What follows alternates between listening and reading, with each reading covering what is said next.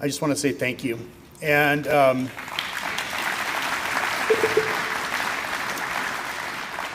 before I get into thanking the partners, two people in the room need very special recognition. A gentleman that made this happen for us, Cesar Verduzco. Say hello. Cesar's a great friend, and we were sitting having lunch one day when he'd been on a tour. So when you see this facility here, what we call our ROC, our Retail Operations Center, this is the smallest building. The one right across the street is about probably 15 times the size of this, and I'll explain why we have this facility in just a bit. But we're sitting at lunch. Cesar had a chance to tour, and he said, "Oh my gosh, you need to talk to Alicia at ASU." And he made a phone call, and that phone call, I think the next day, within a short period of time, we were having a meeting talking about this property and this being the first plastic microfactory in the world. So thank you very much for that. And then Beth Forsberg. Where's Beth? She's tiny. So Beth is Goodwill's Senior Vice President of Sustainability, and all things recycling run through her. And it's her work, along with our great partners, that have made this happen. So to just thank in a row ASU, what a great group of people. Raj mentioned Reimagine Phoenix, and Goodwill was one of those partners, I think 11 years ago, and proud of it, very proud of it. And this idea that it came to this whole full circle of creating something brand new that's world changing out of Arizona is very meaningful to Goodwill, very meaningful to me. So ASU, City of Phoenix, Hustle Phoenix, just thank you for all the work that you've done, because I get to sit behind the scenes and hear all the great things that are happening while this team is the one that goes out and makes it really work. So to all of you, thank you very much. When you think about Goodwill, maybe you wonder why. Why is Goodwill a part of this?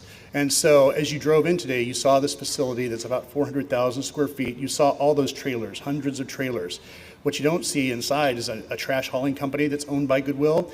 You don't see that Goodwill receives 1 million items a day throughout Arizona, and we have so much more to do. When you think about recycling and the idea of thrift and the reuse of products, it wasn't always sexy. Alicia said 25 years with Goodwill, that's true. 25 years in about 3 weeks with Goodwill.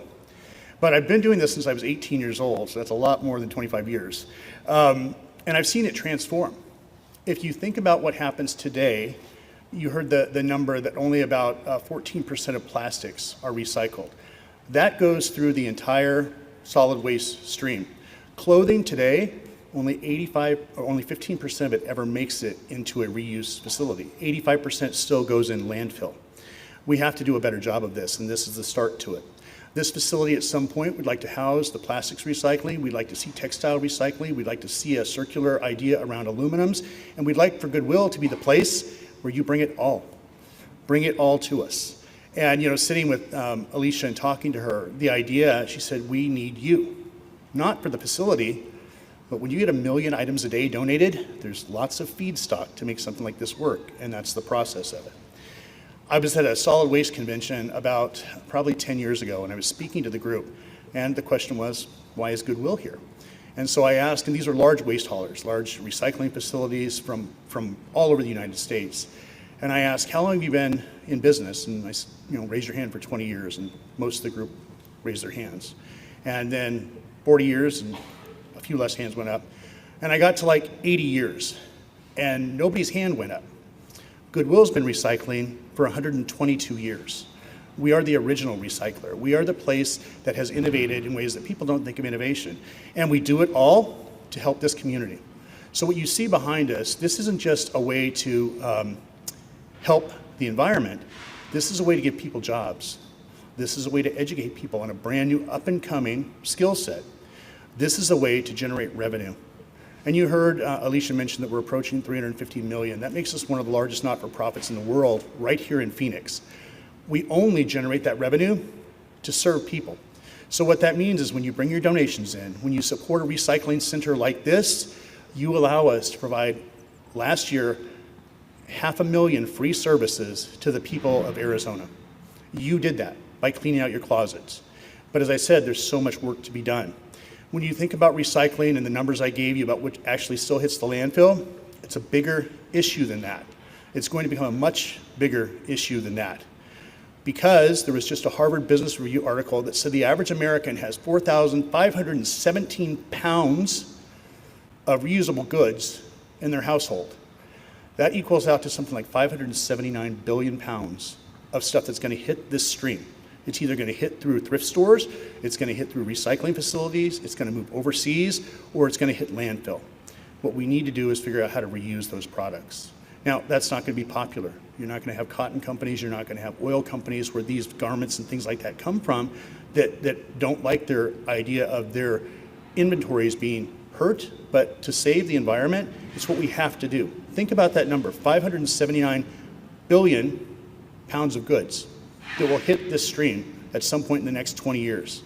And if we don't do things like this, if we're not the ones that take the lead on something like this, then all we have to look forward to is that going in the oceans, the landfills, and the ideas of chemical in our ground. It's true, it's real. And just be proud that you're a group that is innovative, that we live in a state where you have a great political system, whether you want to believe it or not. We are here and we think about these things. The people of this state, the politicians of this state from every level, they care, and they care about this beautiful landscape that we have. So thank you very much for being here. We are going to give you a tour shortly, and I just wanted to say one more time to our partners, Hustle Phoenix, ASU, City of Phoenix, just very well done. Thank you.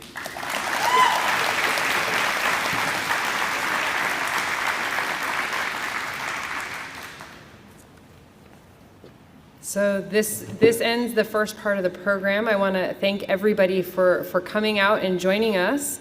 And the next portion, we are going to dive into a ribbon cutting and a full-blown tour. You'll be able to ask lots of questions and actually walk through the entire process. Before we do that, if everyone could look at the wall behind you.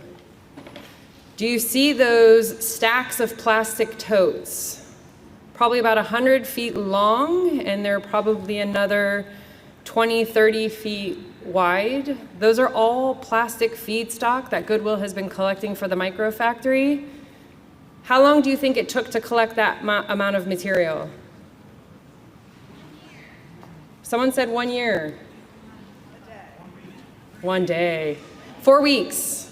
But we had to actually stop collecting, and so we're preparing to start production. So frame of reference, as you dive into the tour on the other side, we've got feedstock already stacked. We have a container of Super Bowl signs, also in a container from last year, ready to process. And so I'd like to welcome our colleagues for the ribbon cutting portion of this.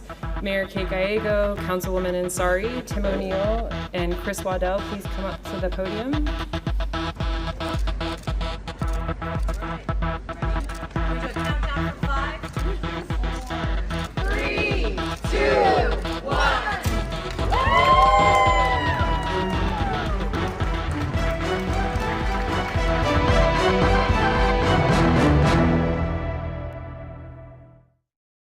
Welcome to the Fund Phoenix Budget Tool. With just the click of a mouse, you can let us know how you want Phoenix's budget to be spent. Phoenix's general fund budget powers everything from libraries and parks to public safety and senior centers, even public works and streets. Our overall budget reflects what is important to our residents and Phoenix City Council. Dive into the details of how and where the money is spent and make your recommendations by adding funding to the areas that you think need more money and take away from others. The only rule is that what is spent must equal to the money coming in. The budget must be balanced. The City Council and City Manager will get regular updates on ideas from residents and make them part of the feedback for developing next year's budget. So what's important to you? Visit Phoenix.gov/fundphx and take Fund Phoenix for a spin, sharing your budget ideas with us. Bienvenido a la herramienta del presupuesto Fund Phoenix. Con solo hacer clic en el ratón de su computadora, usted puede decirnos cómo desea que se gaste el presupuesto de Phoenix. El presupuesto del Fondo General de Phoenix apoya todo, desde bibliotecas y parques, seguridad pública, centros para personas de la tercera edad, hasta obras públicas y calles. Nuestro presupuesto general refleja lo que es importante para los residentes y el Consejo Municipal. Mire los detalles de cómo y dónde se gasta el dinero y haga sus recomendaciones añadiendo fondos a las áreas que usted crea necesitan más y quitándoles a otras. La única regla es que los gastos deben de ser igual a los ingresos. Al final, el presupuesto debe estar equilibrado. El Consejo y Administrador Municipal recibirán actualizaciones periódicamente sobre las ideas de los residentes y las incluirán en las recomendaciones para desarrollar el presupuesto del próximo año. ¿Qué es importante para usted? Visite Phoenix.gov /Fund Phoenix, experimente con la herramienta Fund Phoenix y comparta con nosotros sus ideas sobre el presupuesto.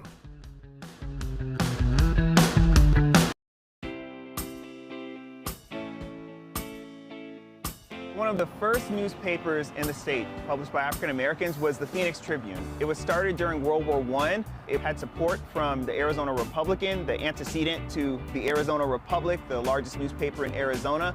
This paper covered the depth of African American life in the United States at the time. Arthur Randolph Smith edited this particular newspaper. He focused on local luminaries, and in doing so, what he showed was the breadth that civic leaders in the Valley had. The Phoenix Tribune is followed by the Arizona Gleam. It was published during the Great Depression by Abra Hackett. She was the wife of Winston C. Hackett, one of the first black physicians in the state. In contrast with the Phoenix Tribune, Hackett's newspaper, The Gleam, focused on church life and social activities. And in doing so, she really shows the depth of cultural life in Black Phoenix at the time. During the 1970s, there's the Arizona Black Dispatch, a newspaper started by state legislator Horace Eddie Owens. He eventually sells this paper to Marion Jade Bacotes. She's an Air Force veteran and ASU student at the time, and she winds up being the second black woman to run a newspaper in the Valley. From the Phoenix Tribune to the Arizona Sun to the Arizona Informant to Phoenix Soul and other digital outlets today, black journalists are still telling the stories that allow black Phoenicians to know the history and the legacy of their community. We all want to get to our destination safely, so be aware of everything happening around you whenever walking, riding, or rolling along our streets. Most pedestrian and bike crashes happen when drivers are turning. Scan the street for wheels and feet when turning or entering intersections. This location started out as a one-room family school, one of the first schools in the whole valley. It was started by a pioneer family called the Osborne family. And it was actually Sidney Osborne, one of the sons of the family, became governor of Arizona in the 1940s. For 140 years, this building was a church, several different denominations, but it started out in 1914 as the Bethel United Methodist Church. And as Phoenix continued to grow all around it, the need for larger buildings came along with that growth. So in 1948, they built this larger building. Starting in 2012, the new owners worked very, very closely with the city to transform the building rather than demolishing it. And through a process called adaptive reuse, the city and the owners were able to transform this gorgeous building into a successful small business called the Taco Guild.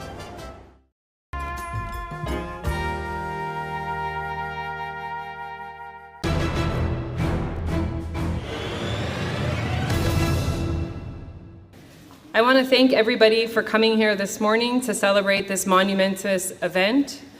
I would like to, in addition to our speakers, acknowledge some of our guests that have joined us today. We have in attendance Director Karen Peters from Arizona Department of Environmental Quality. We also have Edward Chu, who's on leave for sabbatical with us at ASU and will return back to his post as Director of the U.S. Environmental Protection Agency for Region 7.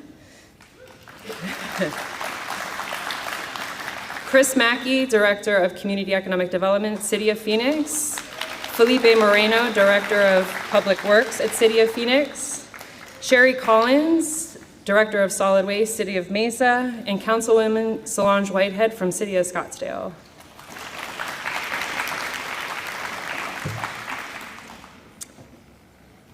This project is actually amazing, and I want to thank in the beginning my team, everybody that's here. It's almost hard not to get emotional, to be honest.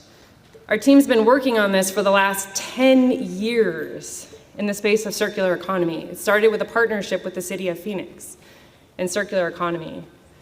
5 years into the Resource Innovation and Solutions Network project, we started to think really deeply about complex solutions and how do we create complex solutions for complex problems. We can no longer afford to solve for one challenge at a time, given the challenges we're facing as people on the planet.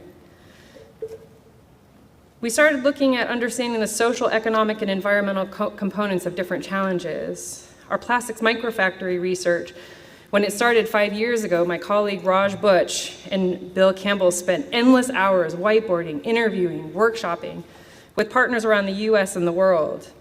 We had some amazing debates. Some of you might have been able to hear some of our debates from different parts of the valley. We were so loud. We started to ask ourselves, what if we were to reimagine the entire system? What are the leverage points that we need to target in order to change the system, to change the value chain and supply chains? What are the social challenges we're facing? Right now, 1 in 3 16 to 24-year-olds in Maricopa County are not working and not in school. How do we reimagine future workforce and job opportunities? How do we shift paradigms related to manufacturing? How do we create community wealth building opportunities that don't leave billions behind? What are the environmental challenges? Well, you're probably all glad that we didn't have this in July. Those challenges would be really obvious.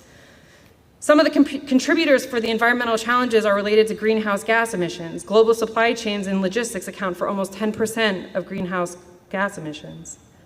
What if we were to redesign how products are made, using waste or recycled materials, convert them back into raw materials and make new products? This could transform global supply chains. Sounds easy, right? My God, we were naive. To say this was hard was an understatement. We were faced with questions and doubts and smirks, but we continue to work and persevere. The Circular Living Lab was co-developed on ASU's campus in partnership with Zero Waste and Facilities. It was led by our colleague Tyler Eglin. We worked to utilize ASU as a living lab to realize the circular economy transition. It was then time to start building bridges out into the community and working with community partners. We started to ask ourselves, how do we engage with community? How do we rethink and reimagine what working alongside community looks like? Our colleagues Jen Clifton and Tim Ness brought their expertise into these areas. The city of Phoenix then became a partner. We awarded us a grant, and we continue to build partnerships with Goodwill of Central and Northern Arizona and Hustle Phoenix, who you hear from later. I won't steal their thunder. But ultimately, what if we were to reimagine and redesign the whole system with public, private, and community-based partners? What do you end up with? You end up with actually what's behind me. The first circular plastics microfactory in the world. 1 microfactory equals 10 jobs. Imagine 1 microfactory can process close to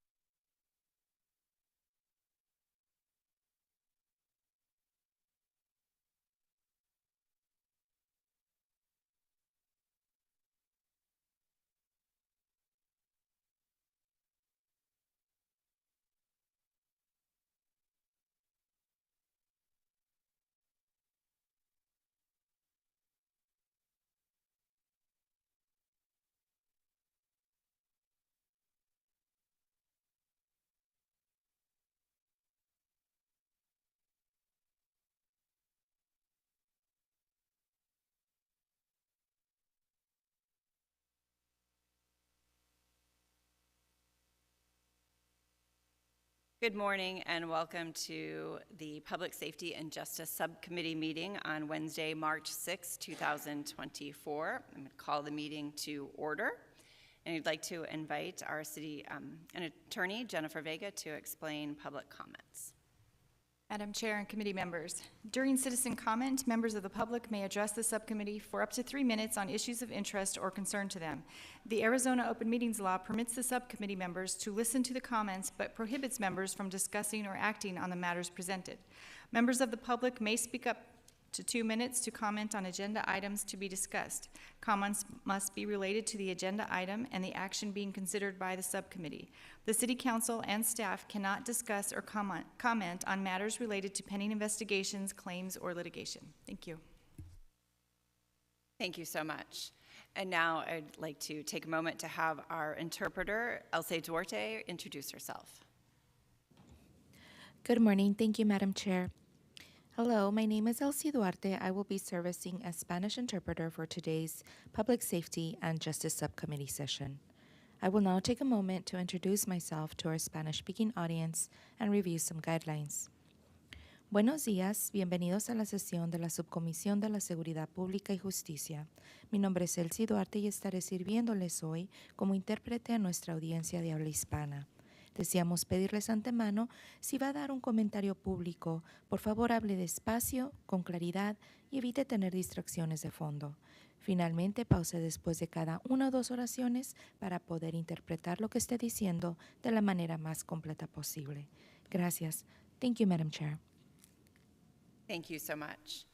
Do we have any call to the public right now? Madam Chair, we do not. Thank you. Our next item on the agenda is approval of minutes. Do I have a motion to approve the minutes? So moved. Second. A motion and a second. All those in favor, please say aye. Aye. Any opposed? Hearing none, the motion passes unanimously. Our next order of business will be information and discussion on park safety update. And for that item, we have our Parks Director, Cynthia Aguilera, Martin Whitfield, and Jared Rogers, and then Executive Assistant Chief Sean Connolly from the Police Department. Good morning, Madam Chair, members of the subcommittee. Today, we're here to provide you with an update on park safety efforts. We last presented to you on December 4th and provided you with updates on our ongoing efforts to activate our parks and discuss the impact of our park ranger program and security services.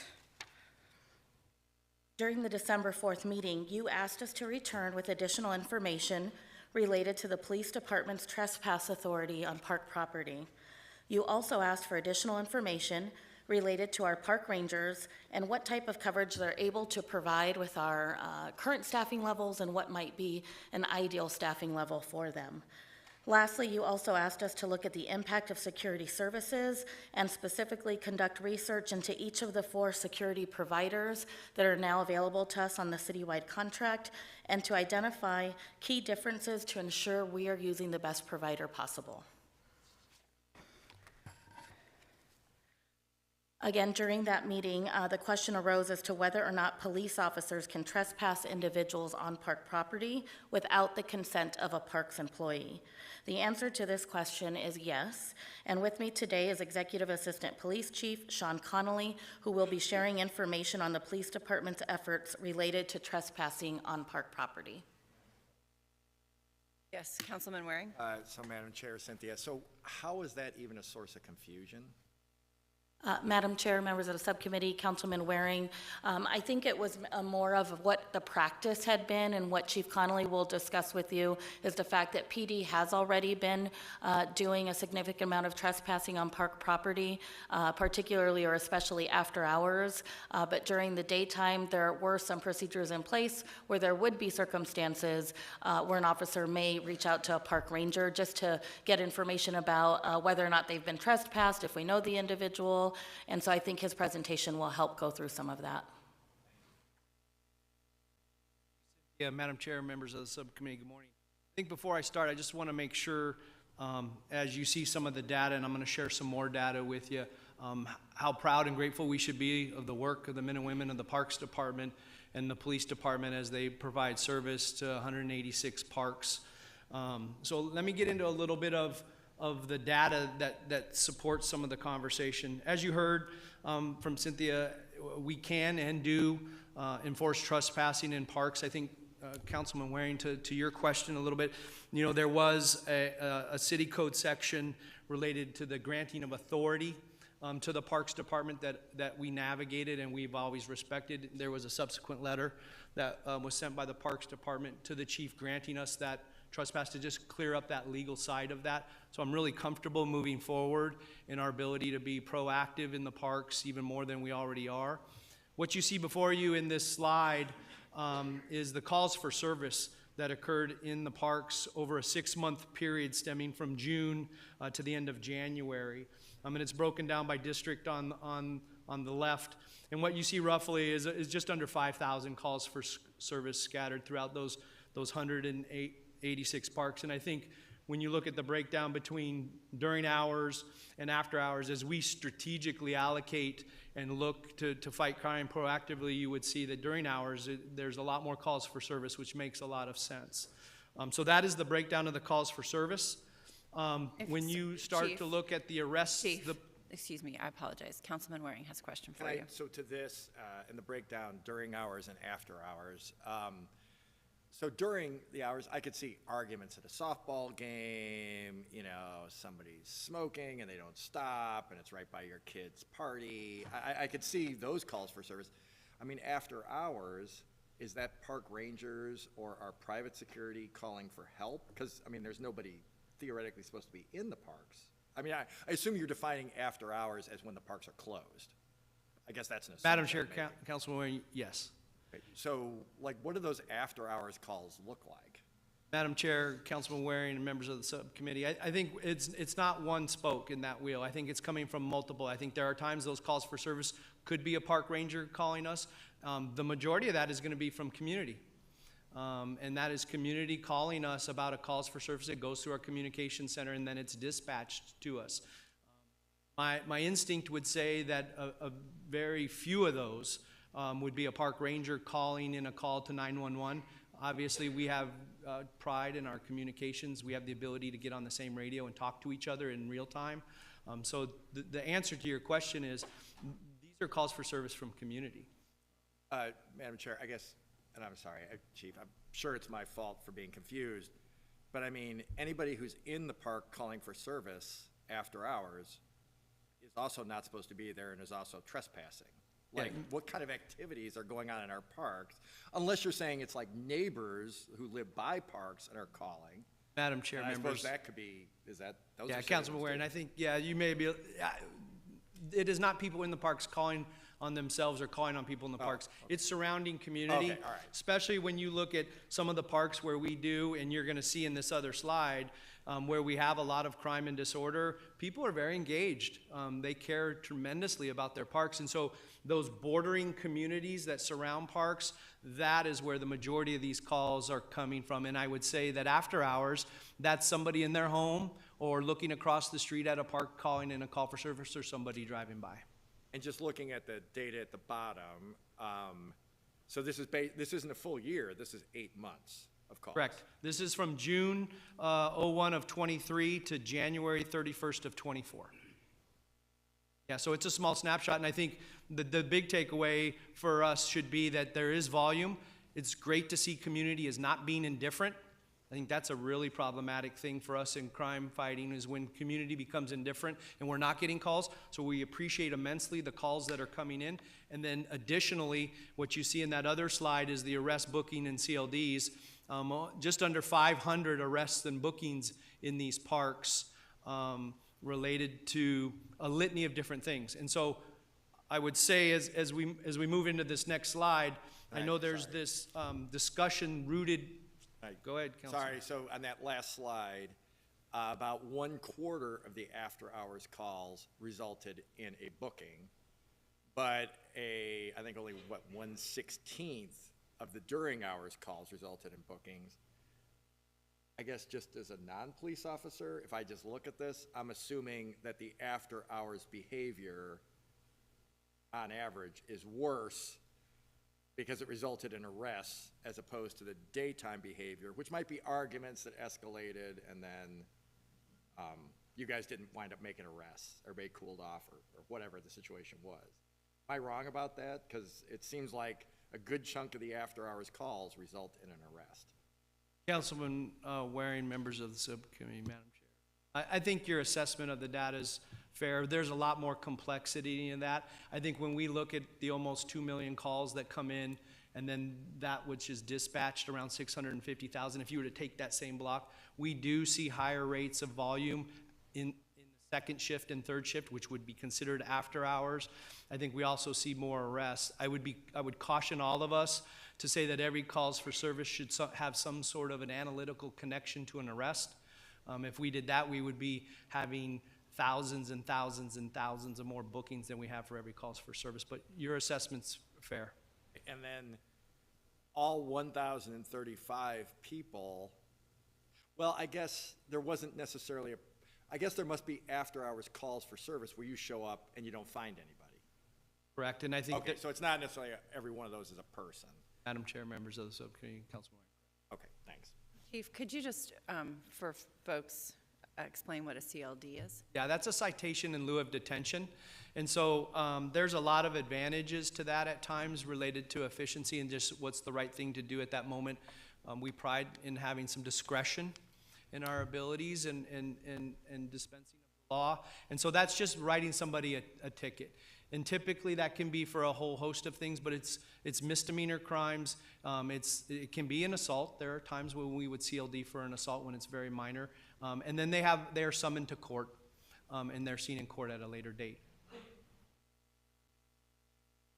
And so then the other part of the conversation I really wanted, when we look at our role in creating safety and preventing and controlling crime in our parks and in the entire city, we have to be very analytical in how we break down those metrics. And the trespass calls for service and arrest is a conversation we're having, but I just want to make sure that everybody understands there's a lot more going on in our parks at times related to why a community's calling and then the subsequent crimes. And so this is the breakdown of simply trespass calls for service and arrests. And what you see during that same block of time, during hours, we had 219, and after hours 177, for a total, as it relates to trespass calls for service and arrests, 396. So that portion, if you back up and see the totality of it, it makes up a portion of it, but there's also a lot of other stuff going in the parks that we want to make sure we focus on.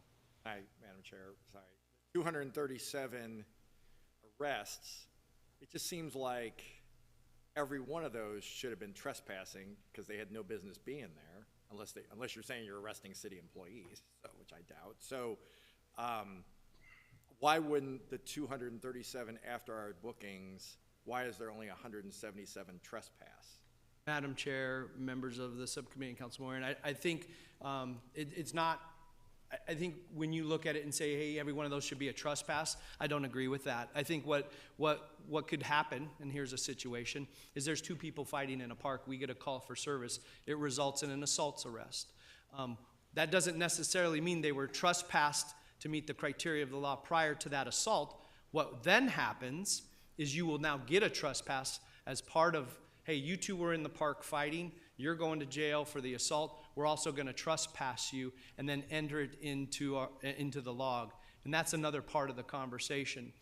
Since we met last, we've worked to create a short and long-term solution so that the Parks Department can talk to the Police Department and the Police Department talk back to the Parks Department. I think that's important also. So we've built a database.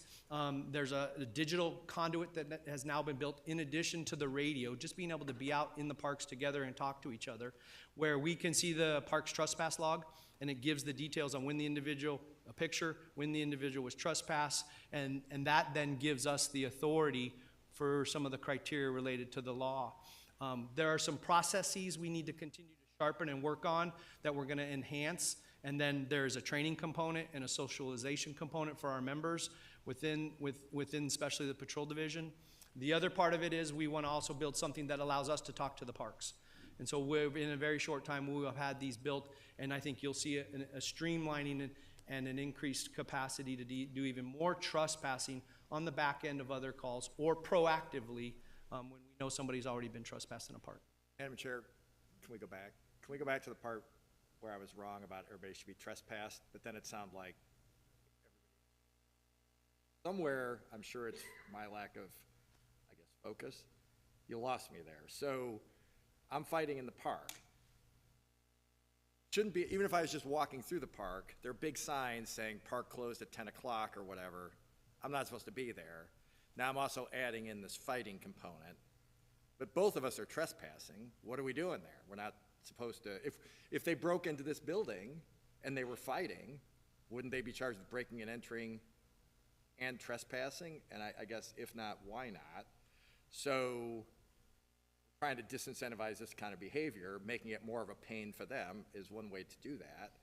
I get, it just seems like by definition, if you're in our facility when you're not supposed to be, you're trespassing. If you're giving a warning to people who are where they're not supposed to be, and in the process of beating each other up, that seems like we're undercharging. It doesn't make sense to me.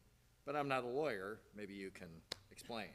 Madam Chair, members of the subcommittee, and Councilman Waring, I think what's really important is to understand the criteria which it requires to be trespassed from the park, and that does require the responsible party to give you a warning. So if you had never received that warning and you're involved in the fight, we're now going to give you that. You are now from this moment forward trespass. And you have to have the ability to leave. We couldn't then put a trespass charge on that assault. If I can rudely interrupt. So the 237 who were arrested, the 177 who were trespassed, in your records, I think that's 60, they had previously gotten a warning, so you give them the trespass. Madam Chair, members If of the anybody subcommittee. weighs into this area in the future, might just want to lead with that and then go from there. Because that, okay, I get it. It makes sense. You always get one warning. Even if you're shooting each other in the park, we're not going to trespass you if you've never had a warning about trespassing. Madam Chair, members of the subcommittee, we would not slap a trespassing warning on a shooting suspect. We would give them the warning, and if they were in the park later, if they had got out of jail, then we would trespass them with the charge. Gotcha. Okay, thank you. So I just wanted to make sure I shared a little bit of the data rooted in the trespassing issue. I also wanted to make sure that we shared the volume of calls for service going on within our parks and the work being done with arrests and bookings in that block of time. With that, I'll pass it back. Madam Chair, members of the subcommittee, you also asked us to return with information related to our park rangers and the impact we have with our current staffing levels. So also with me today is Deputy Director Jared Rogers, who will talk a little more about that. Thank you, Cynthia. Excuse me. Madam Chair, members of the subcommittee, I'm excuse me, glad to be here to talk about the great work that our rangers are doing, and also wanted to thank Chief Connolly and all of our partners in the police department for the great work they do in helping keep our parks as safe as they can be. We have 2 park ranger assignments that we have in the Parks Department, and I'll specifically be talking about the urban park rangers, but I wanted to point out a lot of people when they hear park rangers, they're thinking about somebody who might be in the mountain preserves only, but we also have rangers that work in the urban parks. The main context that they work under is our Parks Department's Code of Conduct. The Parks Board adopted this Code of Conduct back in 2021. The goal of the Code of Conduct is to promote behavior that allows everyone to enjoy clean, safe, and accessible parks. Some of the common issues that our rangers help to enforce relative to the Code of Conduct are listed on the right there. Some of the illegal, dangerous things that can happen in a park. They make sure that we are educating people, but then also enforcing, working with the police department as needed to help keep people safe. We do constantly look at the Code of Conduct operationally and how to fine-tune it.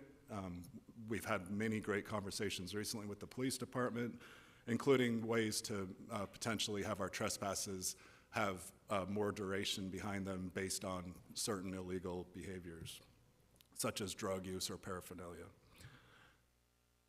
We also have current staffing levels. Just to mention, we have 101 full-time park ranger positions.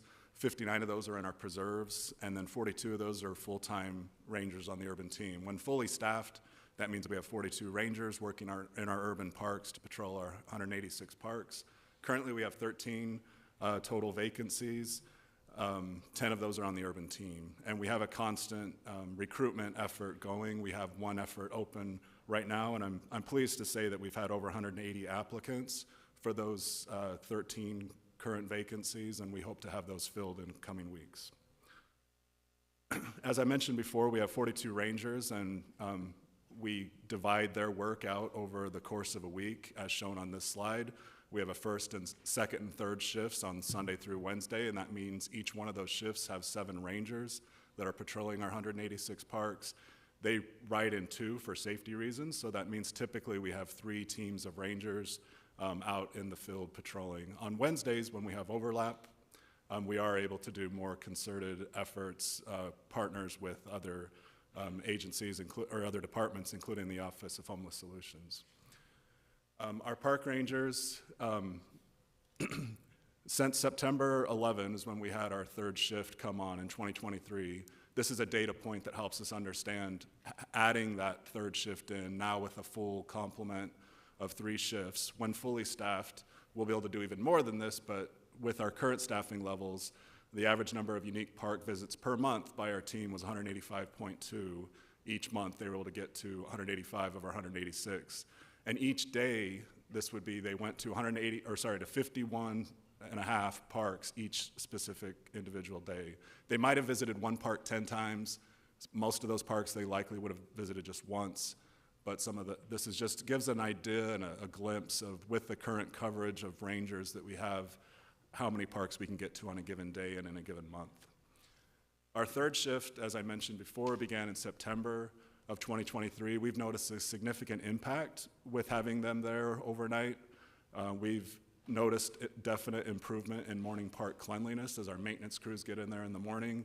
There is definitely less impact that's occurred overnight. They're also able to educate and enforce park closure hours. In the past, people, though it says it on the sign, might not have ever been told that they're not allowed to be there. So the rangers have done a great job in educating people and then enforcing, when needed, the park closure hours. The chart on the right shows the total number of contacts the 3rd shift has been able to make. So that's over 2,500 contacts that we were not able to make previous to getting the 3rd shift last year. And you can see a rundown of all the trespasses and code violations that they're able to cite for as well. I'm also excited to be able to share, we've heard a lot recently from residents who would like to be able to report activities in parks, and given that our ranger team is out there in the field, it's impossible for them to field all those calls, but we are working towards getting a answering service pilot program on, where residents will be able to report any activities they see in a park, and this will be a service that's available 24 hours a day, 7 days a week. What will happen is an operator will take in a call of complaint or a concern. They'll enter it into a dashboard that the rangers will get notified that a call has come in. When they're safe to be able to go check they have laptops in their vehicles, they'll be able to go check that laptop, see the dashboard, and find out what the call was, and hopefully be able to send a team over there as quick as they reasonably can. We will have the opportunity, as it's a pilot program, to evaluate its effectiveness during and after that 1-year pilot and fine-tune it as needed. We don't, at this point, know how many calls we'll get on a service like that, but we're excited to be able to offer that to the communities who care about their parks and want to see them taken care of. With that, I'll turn the time over to Assistant Director Martin Whitfield. Thank you, Jared. Good morning, Madam Chair and members of the subcommittee. As a reminder, additional overnight security services started on February the 8th, 2023. We selected the park locations based on the number of visits our park rangers made, number of code of conduct violations, as well as the number of trespass notices issued by our team. During the 2 shifts, 2 unarmed security personnel rode between the selected park locations between the hours of 8 p.m. and 10 a.m. 7 days a week, which provides 14 hours of roving coverage. Most of our city parks are closed between the hours of 10 p.m. to 6 a.m. each night, so depending on the amount of time spent in each park, security personnel visit each park 3 to 4 times during each shift. The roving occurs in 3 distinct geographic zones with 4 park locations in each zone. I know you're familiar, but on the screen you'll see the 3 patrol zones. Zone 1 includes Cielito, El Oso, Cesar Chavez, and Maryville parks. Zone 2 includes Pierce, Perry, and Los Olivos parks, as well as Cholla Trail. And then finally, Zone 3 includes Cortez, Washington, Paradise Valley, and Sunny Slope parks. Our recent outcomes capture 1 year of statistics from our overnight security program. During this time period, security personnel made contact with 16,250 individuals. The majority of the challenges continue to be people loitering outside of normal park hours, using our amenities outside of their intended purposes, and some drug activity. Over the last year, security personnel asked our Phoenix Police Department to assist 103 times. Emergency services were called 41 times, and our park rangers assisted 16 times. Since the implementation of the Overnight Security Services Program, there has been a positive impact addressing negative behavior in our parks. Councilman Waring has a question. Thanks.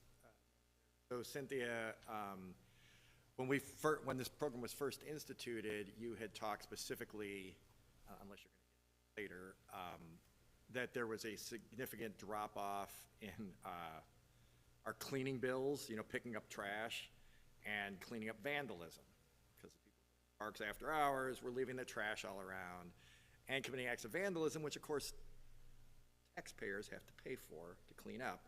And we were saving money. Of course, that offset money could be used to help pay for more rangers, or at least, is that still in effect? Because it was a pretty dramatic change, as I remember. Sure, Madam Chair, members of the subcommittee, Councilman Waring. Yes, that's the case. With the implementation of the security services at the 12 locations that we're talking about, while it's hard to track the value, you and I have had discussions about how do we track and capture really monetarily, and that's been challenging for us. But our staff can definitely verify that when they arrive in the morning, when their shift starts at 5:30 or 6 a.m., they are not finding the incidents of vandalism that they were accustomed to finding. Typical vandalism that we were experiencing were broken sprinkler heads, broken lights, copper wire theft. They're also finding less drug paraphernalia and trash in these parks. So we do know that is one of the many benefits of services and rangers. Sure. Cynthia, I'll just say this program was controversial. It was, I think, a 5-4 vote of the council to whether we should do this. I just might point out what you're telling us is that by and large, if you're in the park after hours, we get a lot of police calls when the parks could be empty. We get a lot of extra trash, a lot of extra vandalism, a lot of extra drug paraphernalia, and we'll get to people finding deceased in a minute or two. It seems like a lot of negative, and 16,000 contacts they had? When the parks should be empty, right? These folks are out there. I don't know. Maybe some of us forcing this issue, we weren't misguided. It sounds like there was a lot of activity going on in parks that was really negative for city amenities that are really expensive that people want to use, and when they show up in the morning, they don't want to find drug paraphernalia.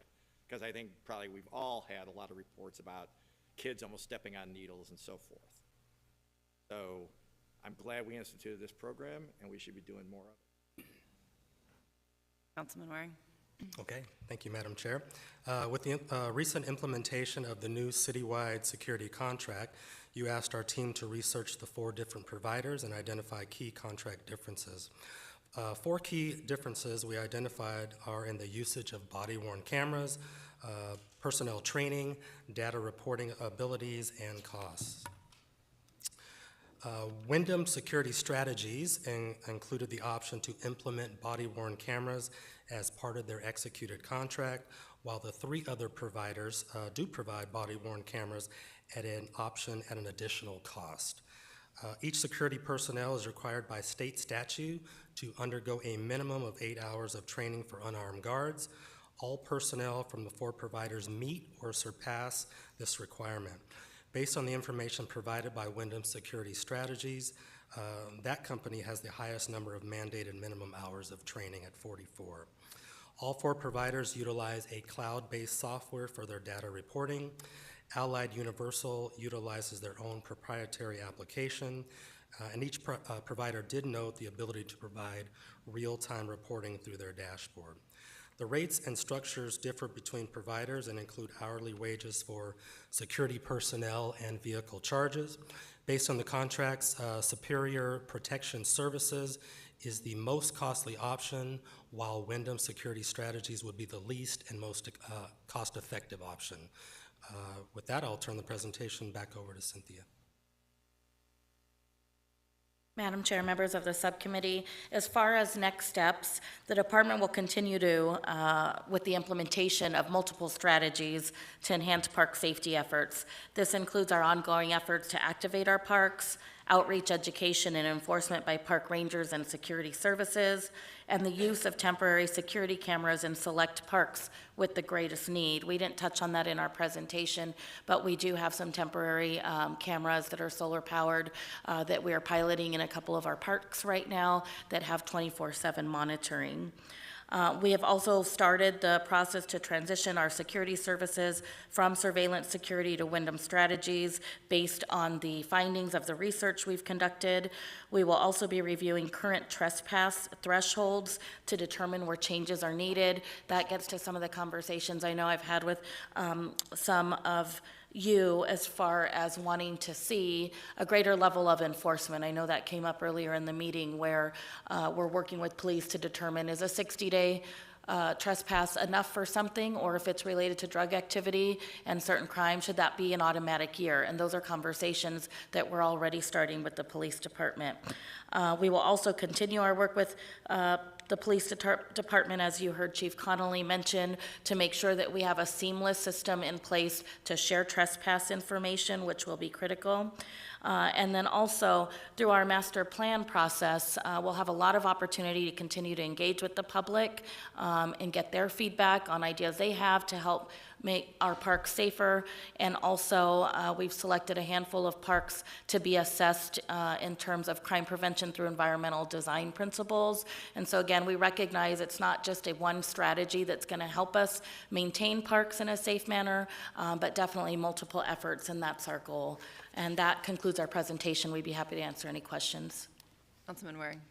Thank you, Cynthia. I appreciate it. So when we had talked to my office, I think you had said at city parks, there had been 14 bodies found between, I think it's the same dates as the commander had, June 1st through January 31st. Do I have the dates right? It was, Madam Chair, Councilman Waring, members of the subcommittee, it was it was June through December at the time, and then we sent the updated report through January. Okay, all right, gotcha. So, because I think this has 16 on it, the updated. Yes, sir. Okay. I couldn't remember. So basically, 2 a month. Were any of those suicides? Madam Chair, Councilman Waring, members of the subcommittee, the ones on this list were not suicides to our knowledge. We do have a handful that are listed as unknown. Okay. So the unknowns could be suicide, but suicide was specifically mentioned to me recently. I guess I'll just say this, you might want to rebrief people, because I think at least somebody thinks these were majority suicides, and you're saying none of them are suicides. Not saying that would be good or any, I'm just looking for facts. One of them was heat. One of them, a palm tree fell. I mean, that, honestly, an act of God, what are you going to do? But I don't think any of these, as I look at these addresses, were people out hiking in the preserves, which also, I mean, those usually get news attention, but I noted on here, I don't think any of these were that. There was a homicide, and then several ODs, and that tracks with what you had told us a few months ago. I think they found 3 people who had OD'd, and I think they saved 5 others. So again, 5-4 vote, several members voted against this, but lives were actually saved because we had park rangers. Do you have any more statistics on that? I think last time it was 5. I mean, that was quite a while ago. That was probably 6 months ago. Yes, Madam Chair, members of the subcommittee, Councilman Waring, we don't have the data specifically on how many times we contacted EMS and that resulted in saving a life. I am familiar with the statistics. We did share that before, so that's something we can go back and look at, but that's accurate. There were times when security services found individuals in the parks who had overdosed, and they were able to call and get them the assistance they needed. Yeah, and I guess they weren't necessarily going to pass away, but we just had the thing about the heat mitigation last week, a lot of which was drug related. That fits right in with this, and our park rangers and our security services are actually saving the very people that would have been encapsulated in those statistics. People using drugs out in the heat. Just something to note. So I'm glad we instituted this program. What's painful for me, it's all painful, obviously. You're dying in a city park. There's no, I mean, you could be out hiking, obviously the palm tree falling, you know, that's tragic, but I mean, it could happen to me, it could happen to anybody. But how many citizens found dead bodies in the park? Madam Chair, Councilman Waring, members of the subcommittee, I think I have that information here. Well, I mean, I'm just reading on your It was chart. I mean, more than half, I would say. Yeah, it looks like it's more like 8 or, maybe 2, 3, 4, 5, 6, 10. 7, 8, yeah, 10. That's 10 experiences that those people are never going to get out of their head. I assume probably a lot of them had kids with them. I'm just trying to think back. I say the same thing about the libraries. Loved going to parks with my parents, and you're not, that would be what I would remember. I can remember good things about going to the parks, but I have to tell you, if we found a dead body, that probably would stick with me forever. So it really behooves us to have more and more. I think one was found by a park ranger on your list. 2, I think. 2 were found by park rangers. That's definitely something that we need to address. I was just kind of shocked by that. I guess your thoughts, does that seem like a lot? Have we always had 2 fatalities a month in city parks? Or is this frankly an outgrowth of us basically turning, to some respects, a blind eye to people basically staying in the parks under the idea that that was some sort of compassion, when really in some of these cases, I feel like we were luring them to their deaths by putting them in unsafe situations when they're engaging in extremely unsafe behaviors. A lot of these were ODs. I don't know why, if you had a home, you'd be going to the city park, risking having a police call, trespass, to do drugs out in a field if you had some other alternative. That doesn't really make a lot of sense. So I gotta believe these are people who are probably living in the parks and using it kind of as a staging area for this. That's bad all around. So it seems like the more we can put the park rangers and the security services out there, the less of this we're gonna have. And hopefully people will accept services. Maybe we can get them off the drugs that are killing them, and then have fewer parents with kids finding dead bodies in our parks. I'll talk to you later about the suicide thing, because that caught me off guard because you hadn't mentioned it, and now I see why. That's not on this list at all. So I'd be curious, obviously we talked about the other ancillary benefits, the lower vandalism, the lower trash, the lower drug paraphernalia that people are finding. But the volume of this speaks to exactly why we brought this up in the first place, is that we've got a pretty serious problem that we should address if we want people to keep going to the parks. I wonder if the citizens who found the dead bodies ever go back.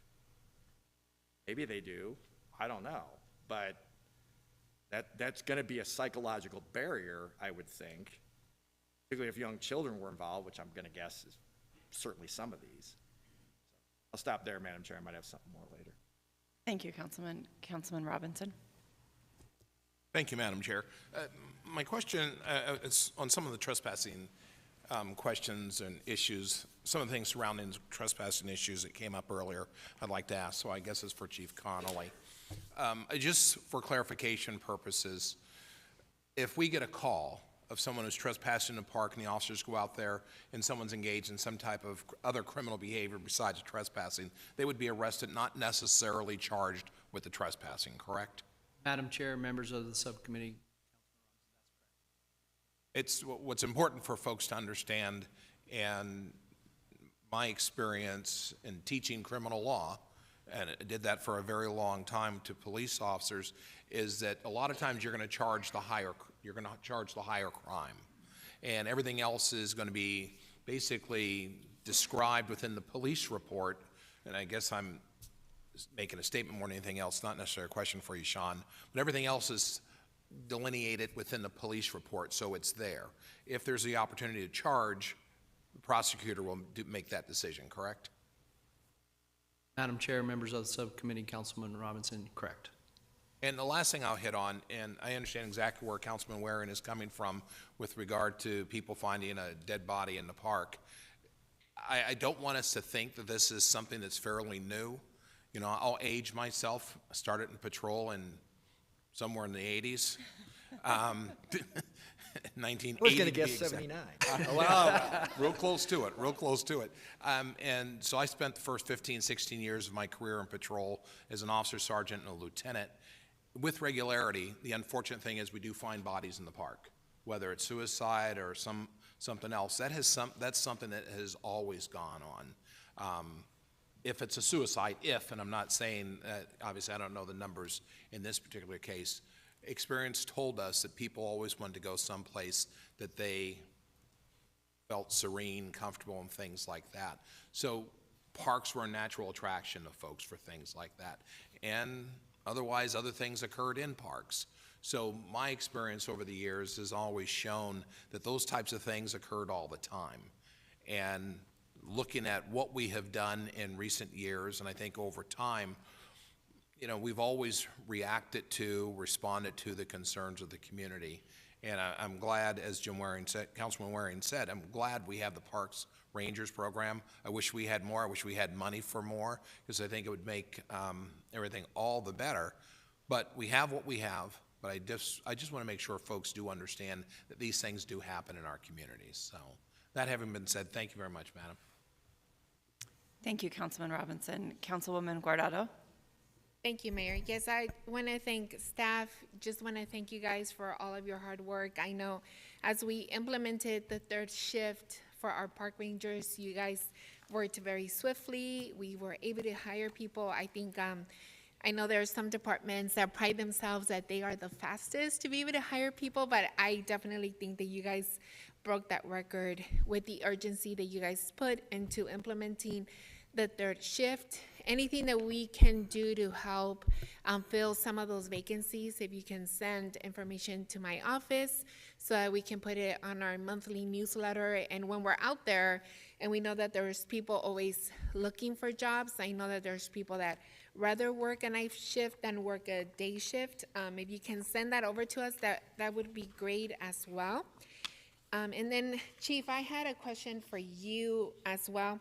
On these numbers, on the folks, you know, that were trespassed and the folks that were arrested, is there a way to do a breakdown on what they were trespassed for and what they were arrested for? Madam Chair, members of the subcommittee, Councilwoman Guardado, yeah, I have an additional 172-page report that's even more granular that we can have a conversation on, provide some additional information on, a breakdown of all of them. That would be great if I mean, I would like to see it. I know, you know, I like being number one, but I'm looking at these numbers and I see that a lot of this activity happens more in District 5. So if we are able to get that, that would be amazing. And as well, if there is a breakdown on who is also making the calls, that would be good as well. I know you said that a lot of the neighbors, and I can see that as well. I know that a lot of my parks, there's a lot of homes around those parks. So if we can get that number as well, that would be great. And then Cynthia, just to close, thank you so much, Chief. And then Cynthia, just to close this narrative, can you also just give it, not right now, but just later, just give us a breakdown on those 14 bodies, who found them, how is it that these incidents happen, and if you can get that information as well, that would be great. And then I know the security company has been operating now for almost a year, right? And in that year, they've done about 16,000 calls. And I know that our park rangers have only been operating for 4 or 5 months, and they've done over 2,000. Right, so if I can just get breakdowns in terms of with the combination of two, of the two efforts, what is the breakdown for each one? I get it, parks look a lot better.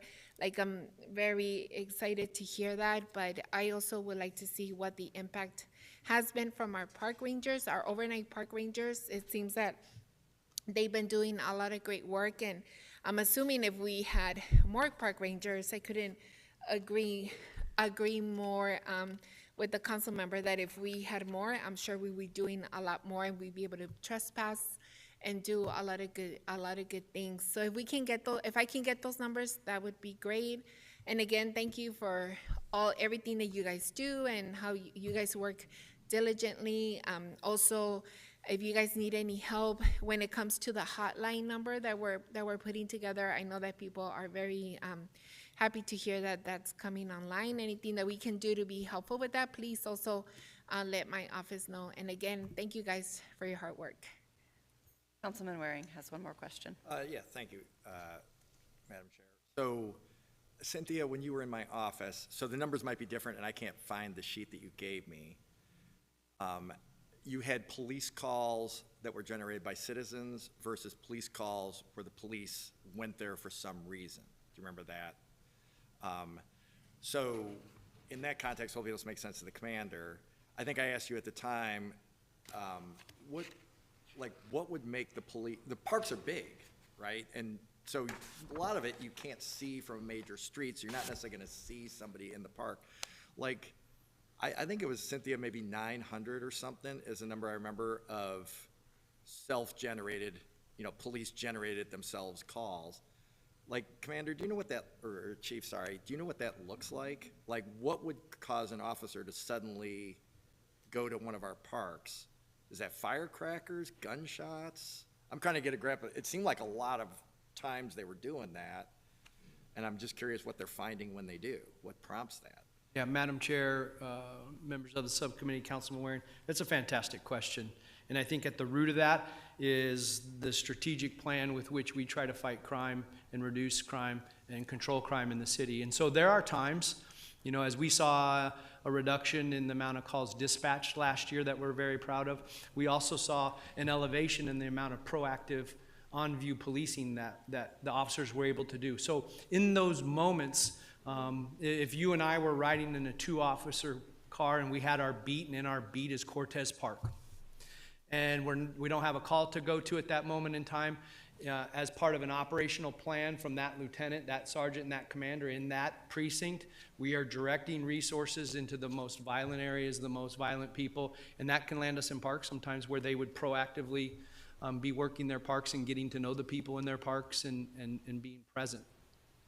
Madam Chair, I was so hoping that something like that was going to be the answer. So I went on a ride-along with a Cactus Park officer, and exactly as you described. Now, there was a chase and gunshots and everything else. That kind of threw him off his route. But he had sort of a prescribed, like, here are some trouble spots, here's where I'm going. We wound up in the park because of the chase and the gunshots. But so they're driving over there, but every time they drive over there isn't a call. It only becomes a call if they find something. So they might have gone thousands of times just in a matter of like the course of their business, but a bunch of those times, I think it was 900, they find something, and that is being proactive. It's like the definition of being proactive to me. I appreciate it, frankly. I think that's excellent. But am I interpreting that right? It's not them just stopping and finding nothing is not a call. It only becomes a call when they find something. Madam Chair, members of the subcommittee, Councilman, you're correct. Great policing happens when we're not simply responding reactively to calls for service, and we're able to proactively problem solve. Okay, that's fantastic. Madam Chair, I'd just like to, from my perspective, if we sum up this park ranger program and the security services program, again, if you're in the park at night, there's probably a pretty good chance you're doing drugs, you're leaving your drug paraphernalia for families and kids to find in the morning, you're vandalizing our parks, and you're leaving trash, apart from the drug paraphernalia, in the parks. Plus, we have to have police now deviate from other potential crimes to go stop just to make sure nothing's going on in the parks. And then, of course, the time involved to either trespass you or break up the fight or whatever when you're not supposed to be in the park at all. So if I had to sum up this whole narrative around who's in our parks at night, you're probably not doing something that's harmless. And just letting you do more of it is a really bad idea that's also expensive for taxpayers and can be traumatic if they have to find a dead body. Plus, it's dangerous for you because you're out there isolated with, if we didn't have the park ranger program, more people would have died than actually did. So I think all of us on their council are concerned about the heat-related deaths, which seems like about 3/4 of them are tied into drug use. Drug use is probably not something the city of Phoenix on its own is going to be able to solve. But by having a bigger, more robust park ranger and security services program, we will actually save lives. But again, this was not an overwhelmingly supported program when it was first initiated. I hope people now realize this is important. I'm glad we're doing it. Chief, I'm glad you guys are doing what you're doing. That was a fantastic answer and much appreciated by me. Cynthia, you guys do a great job. But you got a lot of area to cover. So I do think we should try to get you more resources. We spend literally tens, if not hundreds of millions of dollars on these parks with the trail system and so forth. Taxpayers are paying for that. They want to enjoy it. They don't want to have negative memories that they're going to carry with them forever. They do that for exercise and to teach kids sportsmanship and all kinds of positive things that I think a lot of us probably got from going to parks with our families when we were young. I really appreciate that this is something that we did in my time on the council that there is no doubt is having a positive impact. There's no getting around it.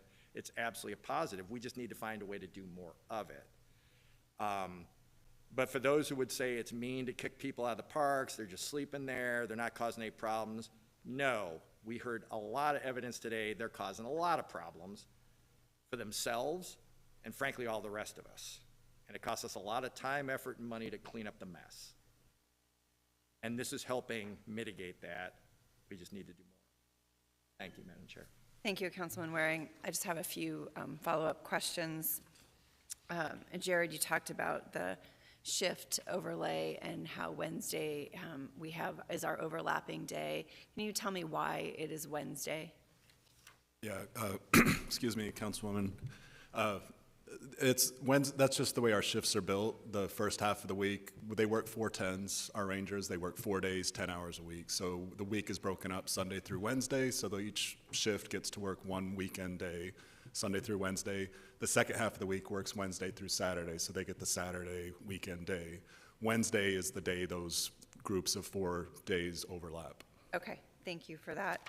I do want to go back to the trespassing, and I apologize because there's been a lot of conversation about it, and I appreciate that Cynthia said y'all are still having some conversations about the length of time somebody would get trespassed from the park or from that park or from the entire system of parks. I just want to make sure I understand something correctly. Chief Connolly, you said that if somebody is fighting or if there's a shooting in the park, but they've not had their warning about trespassing during after hours, they would get their warning then, but they wouldn't be trespassed. Is that because it's in our code that they must be given a warning before they're trespassed out of a park? Or Madam Chair, members of the subcommittee, that's a fantastic question. And I think that where that answer lies is in what the obligation is to the law. And in the trespassing law, you have to afford that individual the opportunity to leave. So I trespass you and I give you that warning that you saw the parks has done so many warnings. You then have to afford the individual the opportunity to leave. If they decline that opportunity, now they've met the obligation where you can be charged. So I think it's really important for us to just delineate mentally the warning.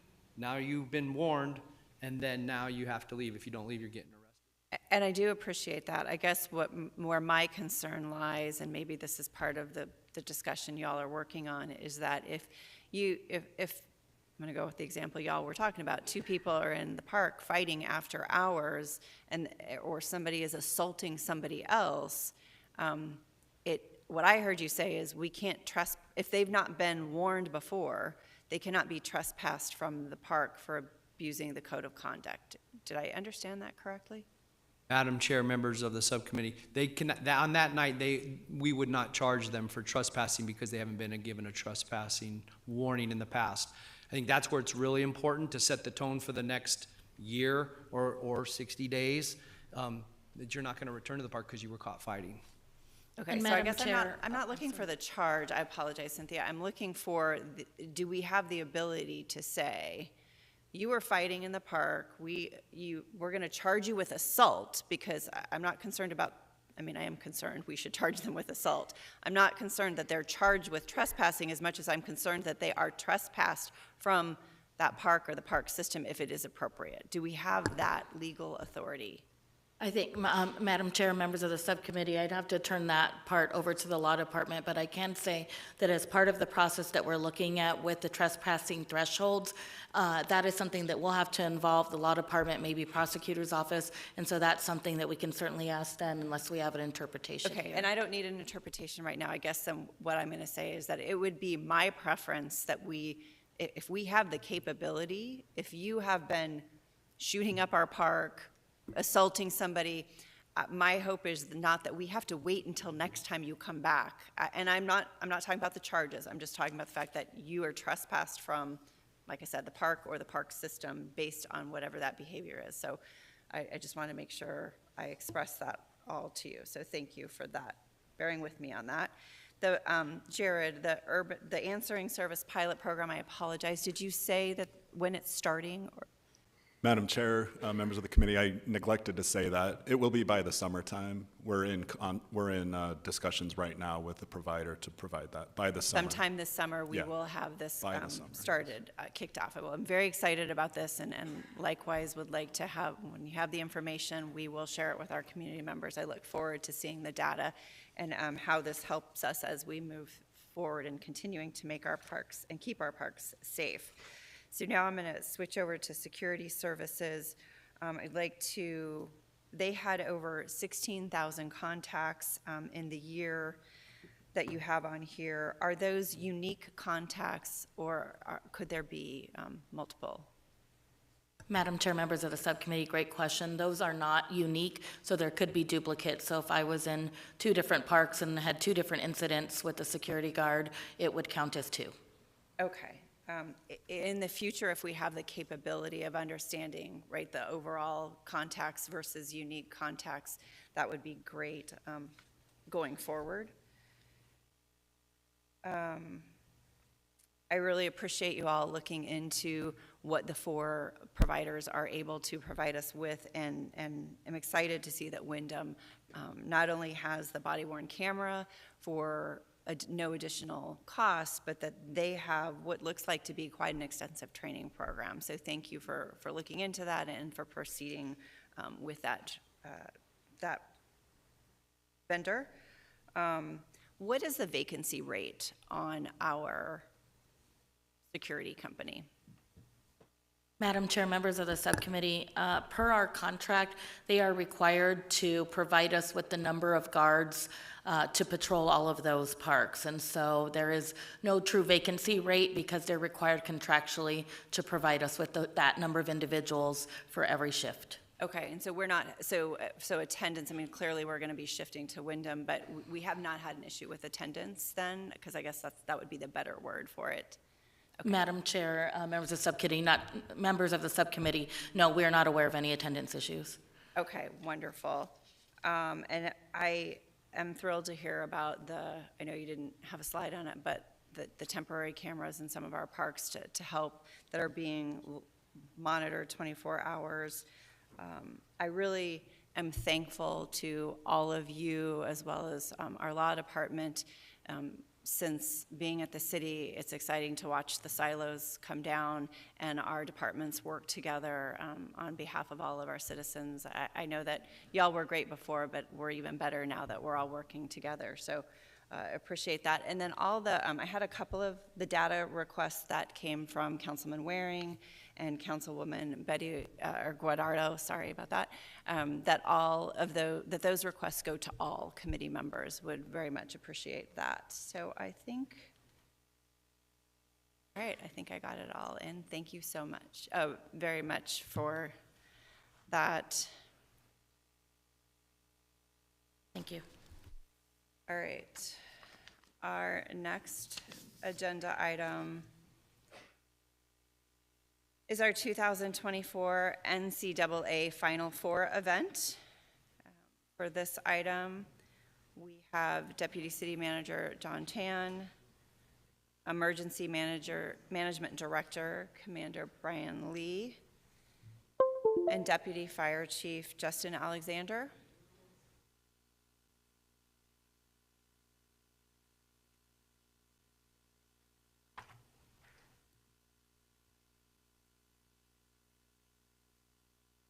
Good morning, Madam Chair and members of the subcommittee. We are very excited to be here today to provide a public safety planning update for the 2024 NCAA Final Four, as we are just 30 days away. This will be our second time hosting the men's Final Four, the last time being in 2017. And looking ahead to 2026, we'll also be hosting for the first time the women's Final Four right here in downtown Phoenix. Our planning efforts would not be complete without the partnership of the Phoenix Final Four Host Committee, and I just want to acknowledge joining us today in the audience is Jen Barnett, Head of Operations for the Host Committee. I want to take a minute, and I'll begin with the preview of Final Four weekend. The semifinal games and championship games will be played at State Farm Stadium in Glendale on April 6th and 8th. But it all tips off with the Final Four Friday, where fans will have the first opportunity to see open team practices at the stadium. This event is free and open to the public. Downtown Phoenix, however, will be the home of many of the official Final Four fan events, including the Final Four Dribble, Fan Fest, and Music Festival. In addition to the Final Four events, downtown Phoenix will be very busy. We anticipate about 300,000 people in downtown, as the Arizona Diamondbacks will also have a homestand against the Yankees to begin the week. And the Phoenix Suns will also be playing 3 home games at Footprint Center on Wednesday the 3rd, Friday the 5th, and Sunday the 7th. And also First Fridays will be held on Roosevelt Row as well. Final Four Fan Fest will be held at the Phoenix Convention Center over 4 days. This event features interactive games, sponsor activations, autograph sessions, and the official Final Four team shop. Tickets are just $8 in advance and $10 at the door. Kids 12 and under are free. Also, Saturday, April 6th is Military Appreciation Day. Entry is free for military personnel and 3 guests with valid ID. One of the NCAA's signature events held over Final Four weekend is the March Madness Music Festival. This will be a free 3-day outdoor music festival at Margaret T. Hance Park with an estimated attendance of 25,000 people per day. And we just have some breaking news within the last 90 minutes or so. The NCAA just announced their artist lineup for the music festival, which will feature on Friday multi-platinum artist Zedd, on Saturday the Jonas Brothers, and on Sunday Mumford & Sons. So very exciting lineup there. Then one of my favorite events on Sunday, April 7th, there will be 3,000 kids dribbling basketballs through downtown Phoenix, starting at Heritage Square and finishing at the Convention Center. The dribble is free for kids 18 and under and includes a Final Four basketball, dribble t-shirt, and entry into Fan Fest. And then in conjunction with Final Four events, the National Association of Basketball Coaches will also be hosting their annual convention and trade show at the Convention Center. The 5,000 coaches attending the NABC convention will be staying at hotels strategically located in downtown and along the light rail corridor.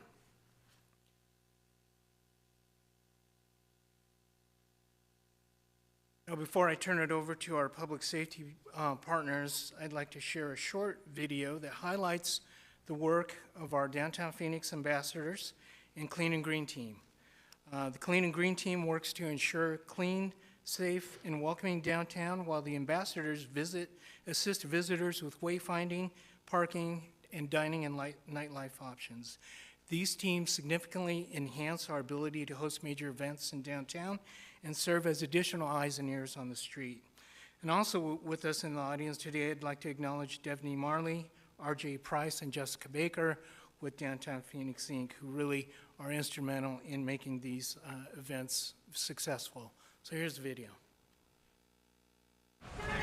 Growing up in Phoenix, you would come down here for a sports game and go home right afterwards. Jefferson will be the one you hop on. Okay. So the transformation over the years has been amazing, and I feel like the ambassadors are a big part of that transformation.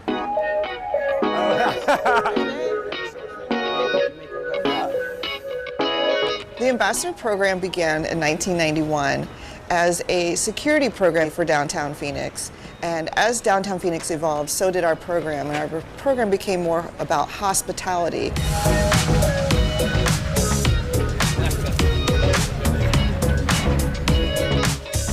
Our ambassadors are outgoing, passionate about downtown, inquisitive, and just full of energy.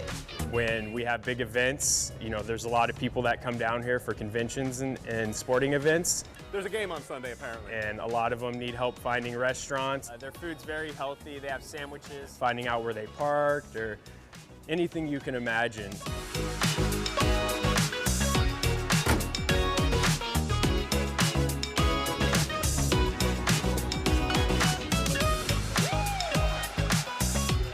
Even though Phoenix is the 5th largest city in America, downtown Phoenix has a small town feel because of the ambassador program.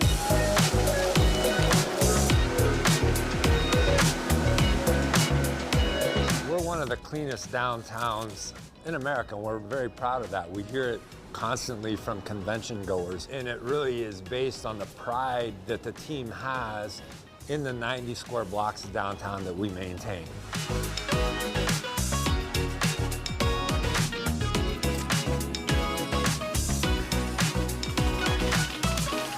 There's times where I feel like I've made a difference and I've helped downtown grow.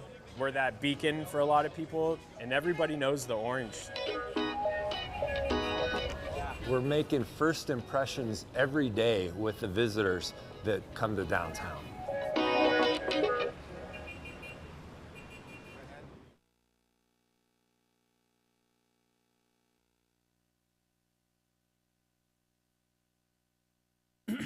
Good morning, Madam Chair and members of the subcommittee.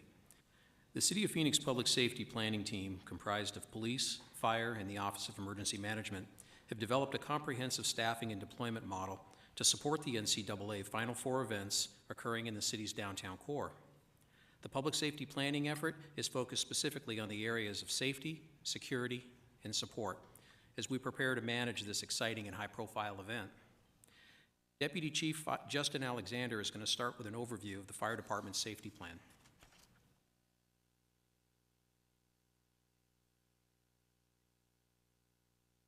Good morning, Madam Chair and members of the subcommittee. Under command and control of the Joint Fire and Police City of Phoenix Public Safety Incident Management Team, the Phoenix Fire personnel will be deployed to address all health, life safety, and property conservation issues for Phoenix residents, event participants, and city personnel.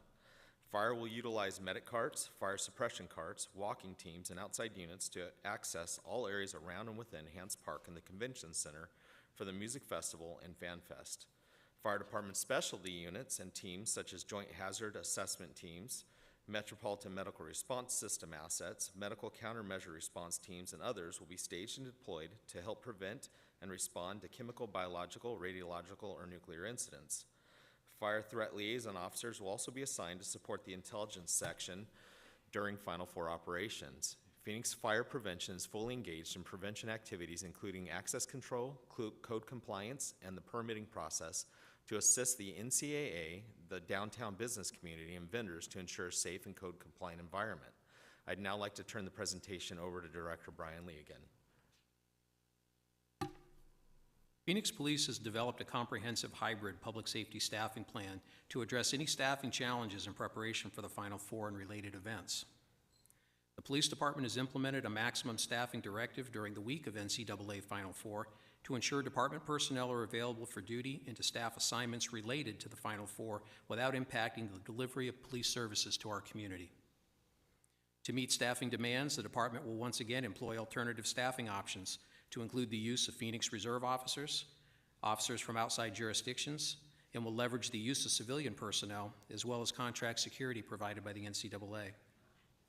The number of police personnel assigned to Final Four events will vary based on the days and times events are taking place in the downtown area.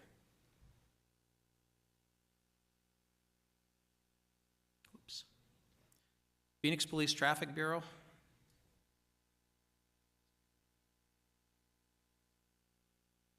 Phoenix Police Traffic Bureau is coordinating with the departments of the Public Safety, Goodyear PD, Tempe PD, and Tucson Police Departments motor officers to conduct NCAA Final Four escorts during the week's events.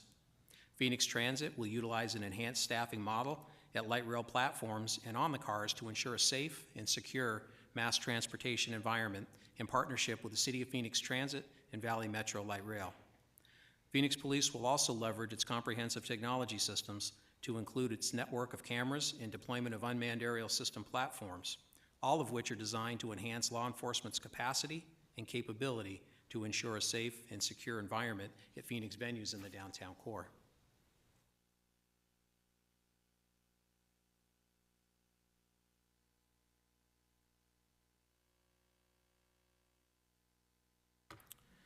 The Office of Emergency Management is coordinating locally and regionally in preparation for emergency contingency planning should an incident occur within the NCAA Final Four event. This includes preparation for any type of mass casualty incident that would engage our mass care and sheltering emergency support functions. OEM has worked with city departments under the mass care plan to pre-identify potential locations should the need for any type of family reunification or family assistance center arise. OEM has led a regional effort to build templated wireless emergency alert messaging models that would expedite the sharing of information to the public in the event of an incident.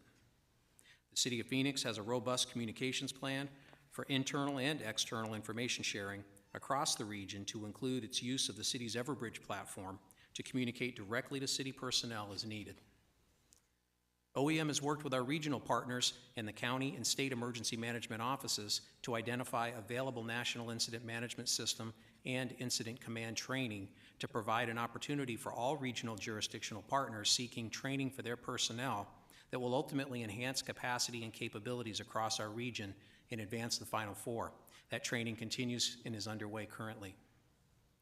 OEM is responsible for coordinating with fire department facilities and technical services personnel to ensure a continuous state of operational readiness exists for the Emergency Operations Center, which will house the multi-agency coordination group during all NCAA Final Four operations.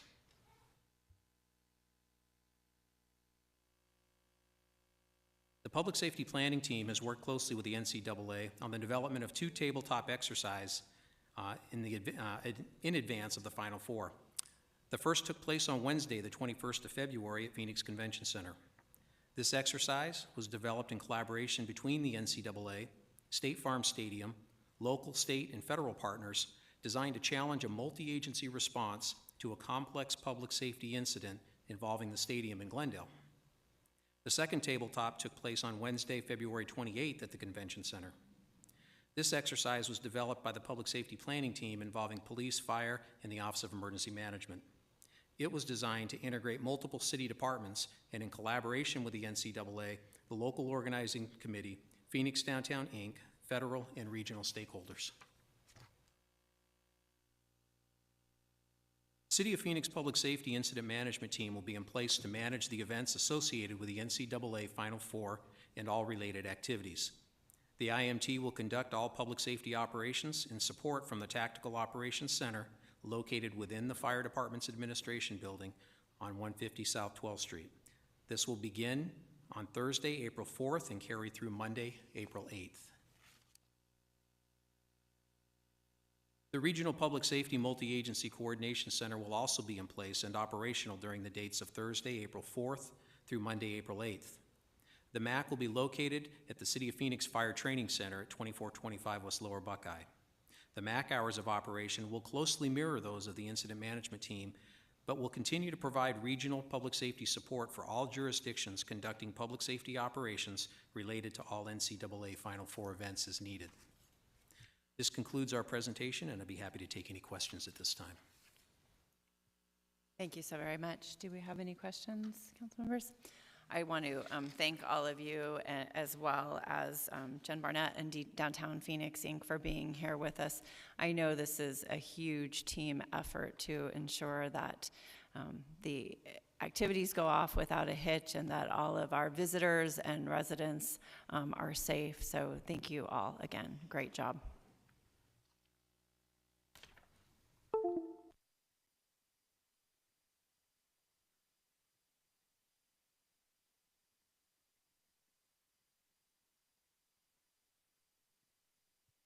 All right, next on our agenda is the Police Department hiring, recruitment, and attrition update. This is their quarterly presentation, and for that we have Commander Sarah Garza and Darren Higgs from On Advertising.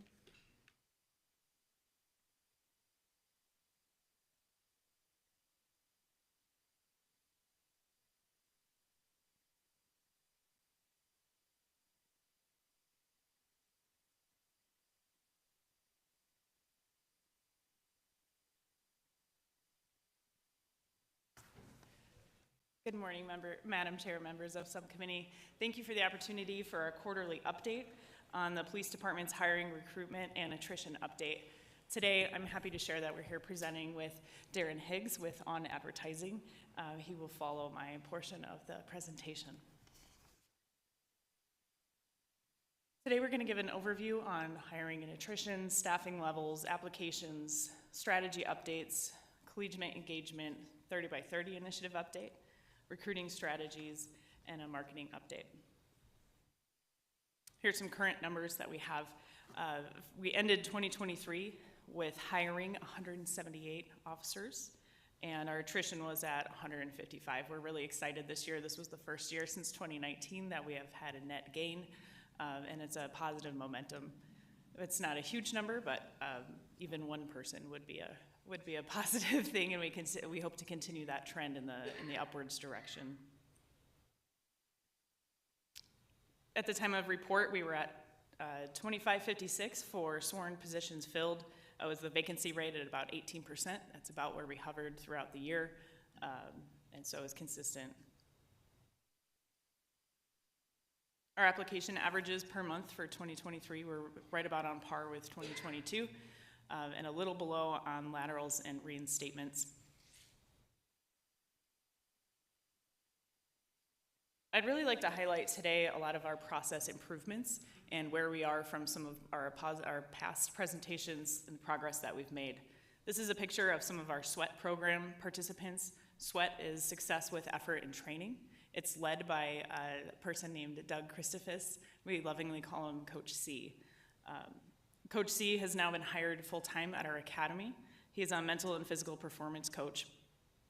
And what that does is help the applicants not only through the process, but also to be successful during the academy, to build resiliency, which is really important. And it's one of our big missions this year with wellness and to help with attrition rates, is to build resiliency. Law enforcement, public safety can be very difficult, and there's trauma involved, but the resiliency of the wear and tear of the job, if we can build that throughout the hiring process, but also maintain it through the academy, get good practices in so that they can continue in their career, we believe that they will be really successful throughout their career, and it will help with attrition rates.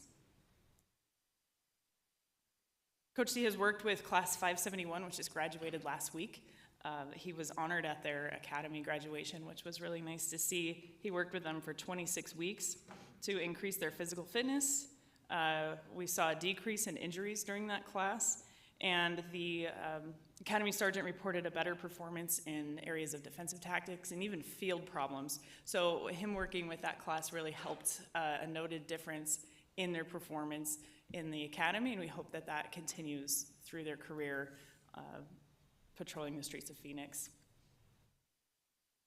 Coach C will also work with them on with Academy staff and our safety unit on summer fitness protocols. This is important as we get into our warmer months to ensure that our recruits are well hydrated and we're staying within good practices of working out indoors and making sure that their fitness is okay throughout the summer. This is the first time that we are having a coordinated effort to ensure safety, particularly safety during the summer. Some other process improvements that we're excited to announce, and Darren will speak more to this, is our updated website. Our joinphxpd.com is new and improved, and you'll see a preview of it here. Darren will show some great videos on it later. We try to be very transparent with the process. It can be cumbersome. Any job application can be cumbersome. We try to ensure that we are providing our applicants with as much information about the job, about the application process as we can, and to be very transparent. While we're very proud of where we are with the website and the content available now, it's only going to grow, and we're going to increase the content that you'll see on there. We also instituted a multi-level file review. So for applicants whose applications may have a disqualifying factor that could be considered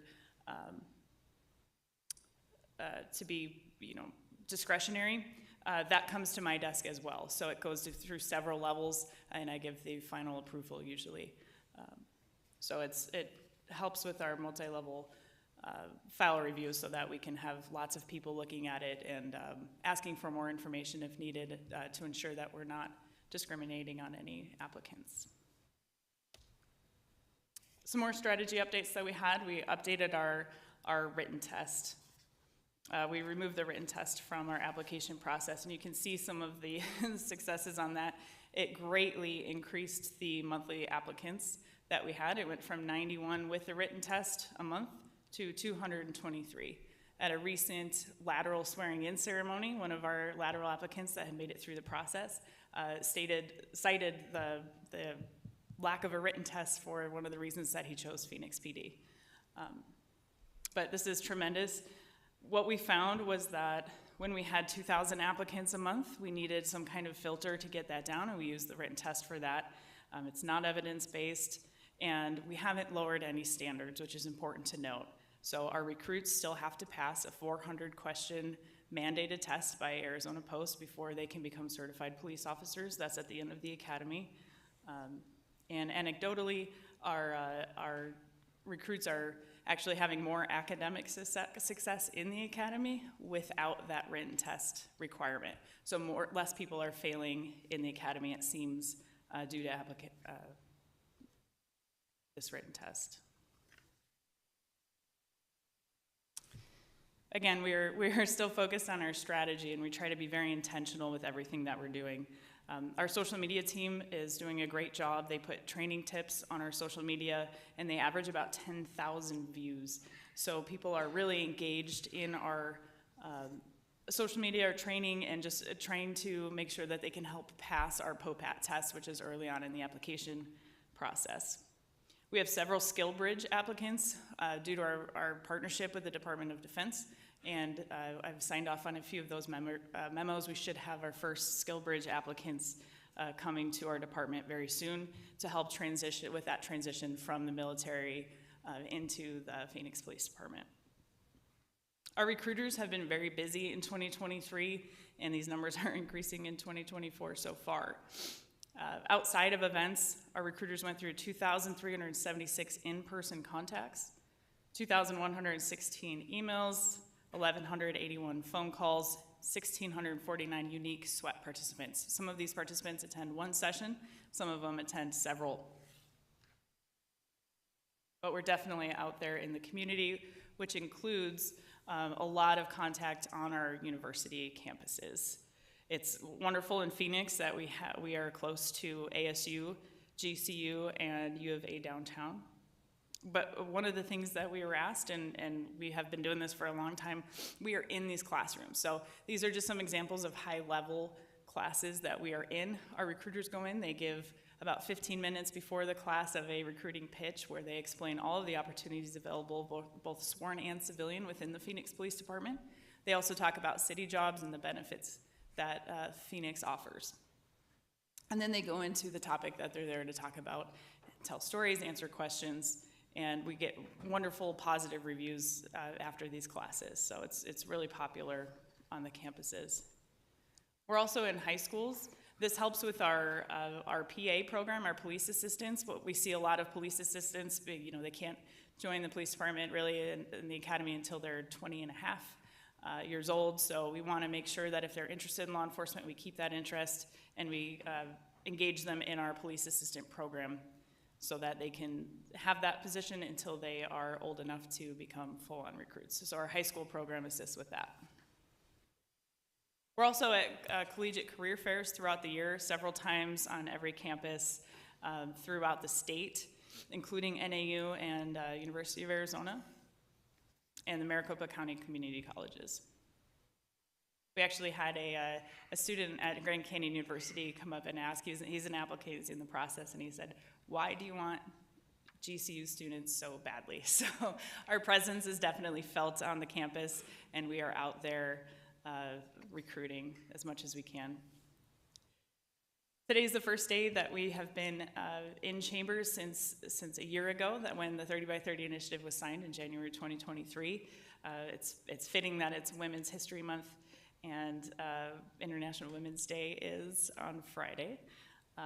So these are our 30 by 30 initiative work groups that we've spoken to before, the areas of recruitment, retention, promotion, and education and training. And what we found through all of those groups as a common theme was mentorship. So we're excited to announce that we've added a 5th group, which is mentorship, to take on that challenge.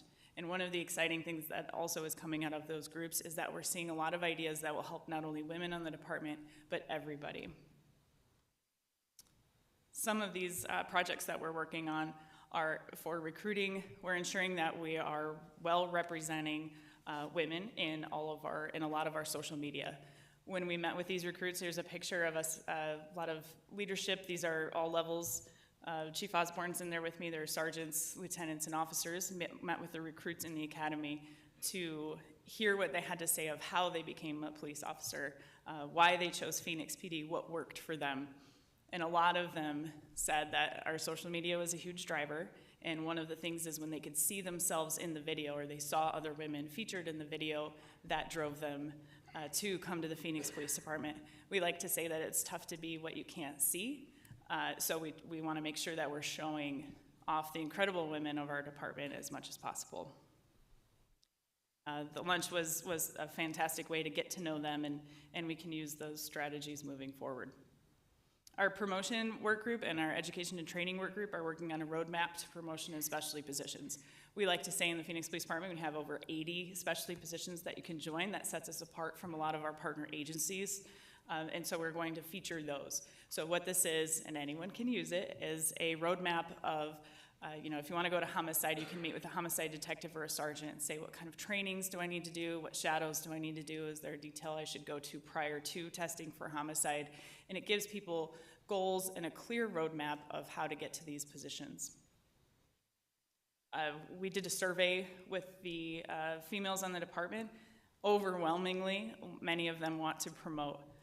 So we started a mentorship program for them to try to assist of answering questions about the process, trainings that they might need to do, people they should go talk to prior to promotion, details that are helpful, and things like that. So that's been really successful so far.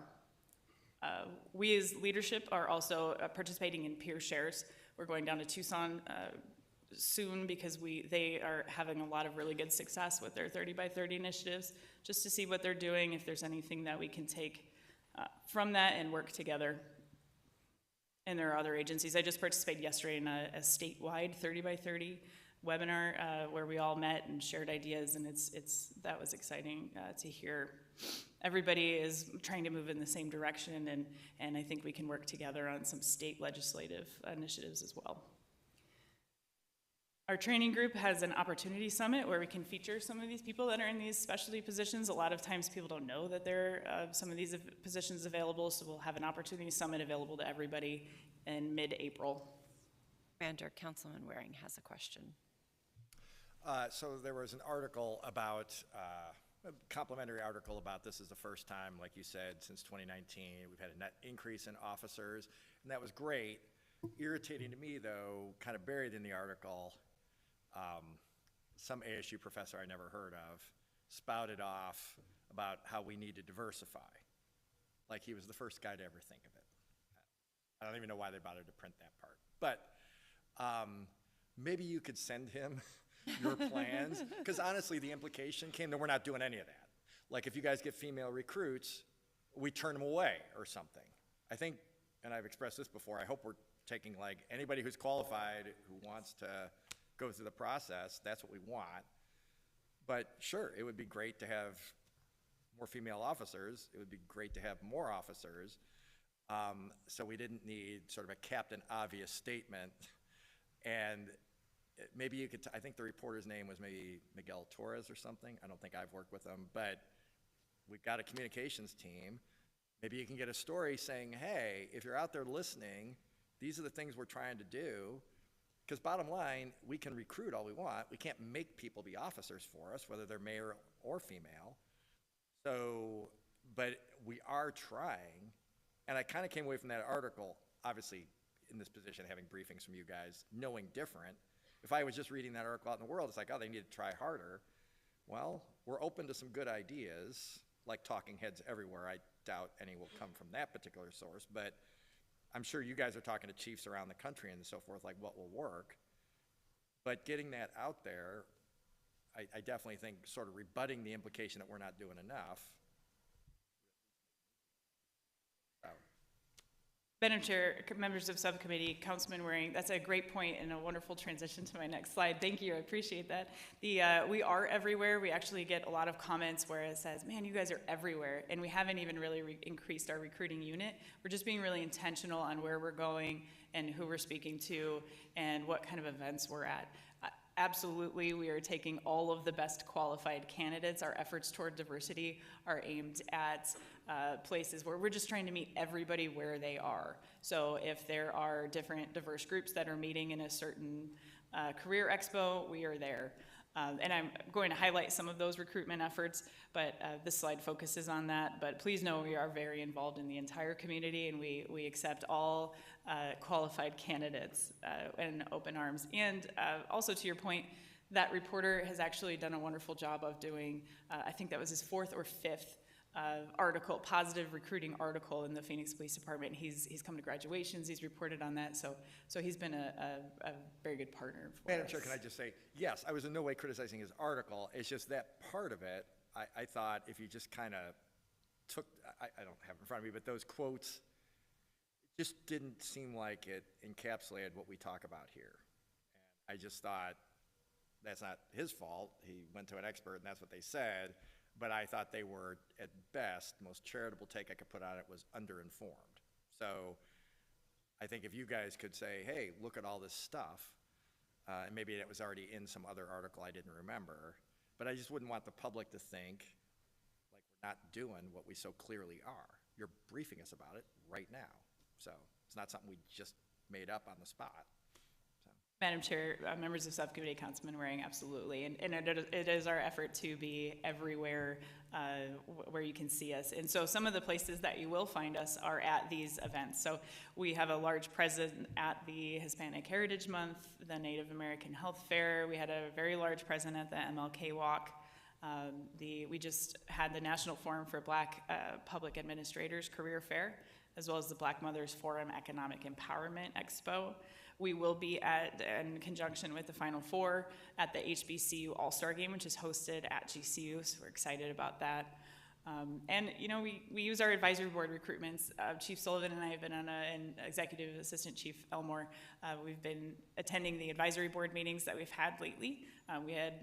I think we met with 3 of them last night. We have 3 of them tonight, several last week and the weeks before. And every time we give a recruitment pinch, I started handing them out cards that I provided all of you with so they can hand them out to quality applicants and drive them to the new PHXPD website. Thank you, Commander. Councilwoman Guardado has a question for you. Thank you, Madam Chair. So I just had an invitation for you guys. Just going back to the last slide that you were just looking at.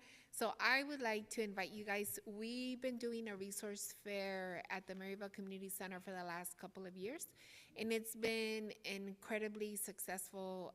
I know that in the past we've had fire come out as they are doing their recruitment efforts, and a lot of city departments have come and have been able to hire people there on the spot. So it's very well attended, and I'm sure that you would find a lot of diversity in that group of people. So I I would love for you guys to join us if you guys would like to come. We'll send you the details, but it's on April 13th at the Maryville Community Center from 9 a.m. to 2 p.m. And then we can coordinate with my staff and get you guys a table. And, we would love to be able to have you guys. Madam Chair, members of Subcommittee, Councilwoman Guardado, thank you very much for the invitation. Of course, we'll be there. We love to attend those events. It may already be on our calendar for all I know, but our recruiters are very busy. We'll ensure someone is there. So Great. Thank you for Okay, that. Thank you. So more of our recruiting unit strategies, again, we're just trying to be very intentional of our time and where we're at and who we're speaking to. So again, we're going to showcase more areas of the department.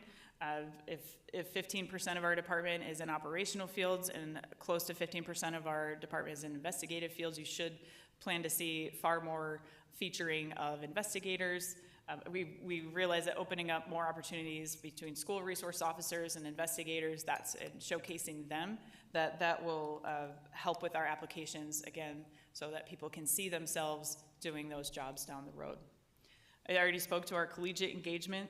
We're very excited about some athletic partnerships that we have. Those will be on subsequent slides. We're at just about every major event. We were at the World Series, and our convention center partners are gracious enough to allow us space at FanFest, which they just spoke to, so that our recruiters can be at FanFest and have positive interactions with all of those tens of thousands of fans that will be attending those events. We're looking forward to that. We are on military bases with our SkillBridge partnership. Our social media gets a lot of views and is increasing all the time. Daily emails, phone calls with applicants, sweat sessions every Tuesday and Wednesday evenings. We're looking to add a Friday night. Our sweat events are well attended. Actually, about 50% of our participants are female. They're gaining really good engagements and friendships through that. So then when they see each other in the academy, they kind of give each other a hug and say, hey, you made it, I knew you from sweat. So we're starting a really good culture within the female ranks through our sweat sessions as well, and it really helps our applicants. We're kind of the only agency that's offering a program like this. Again, meeting people where they are. We've had these sessions on campus at GCU. We've also had them at some gyms, but mostly they're at the academy. So we are open to every suggestion, and again, we are trying everything that we can to get quality applicants to the Phoenix Police Department. Our recruiters meet individually with applicants that need additional help through the process very regularly. Like I said, we've seen an uptick in GCU students at these events, and we realize that it takes a lot of maybe 8 to 9 engagements where they see Join PHXPD, they see Phoenix PD highlighted somewhere before they hit the Apply Now button that you'll see shortly. So we try to be everywhere to get those 8 to 9 engagements as early as possible. Some of our internal marketing, we realize that we are some of our own best recruiters, especially in the area of women. So we created these recruiting business cards so that we can easily hand them to people. What we're trying to do is leverage our referral incentive that we have. So we'll have we're announcing this very shortly. Internally, we'll have some internal training videos on how to use them and how to get the referral incentive. You'll see updated building banners soon that will be on 620 and some of the precincts. Those vehicle QR codes should be coming soon, and we have updated recruiting banners that you'll see at your events. Here's some additional marketing material just to highlight some of the wonderful benefits that we have. QR codes to get us to the Join PHXPD website. Back of it. Again, highlighting that we are the highest paid in the valley, in the state, excuse me. We're really excited with the new partnerships that we've created. We signed a contract recently with Arizona Diamondbacks. We're a partner of theirs. So if you go to a Diamondbacks game this year, you'll see lots of ballpark signage. We have radio spots in English and Spanish during their broadcasts, and we'll have a large engagement during Public Safety Day, as well as the college nights that they offer. We're also the race result sponsor for Pat's Run, and we'll have recognition all over throughout the Pat's Run, and that's great because it attracts fit, service-minded people to that. So we're a proud partner of them. We're also a proud partner of the University of Arizona Athletics. We have their Zona Zoo as their student section, so there will be email blasts and marketing availability for that. We'll also have a presence at every home football game. We'll be honored on the field as a first responder of the game with some signage associated with that. We'll be at our women's softball games. We're sponsoring a women's basketball game, which is also very exciting for next year, and some other great benefits of that partnership. Here's a fun slide. This was actually taken by a fan that attended the first Brewers game. If you go to a Brewers spring training right here in Maryville, you will see a giant Join PHXPD banner on the outfield wall. And then this is just kind of fun because who doesn't love a sausage race at a baseball game? It's a highlight of every game, and there we are prominently featured on the wall. You will also run into our recruiters when you come in the main gate, and you can talk to them. And then with that, I will hand it over to Darren Higgs with ON.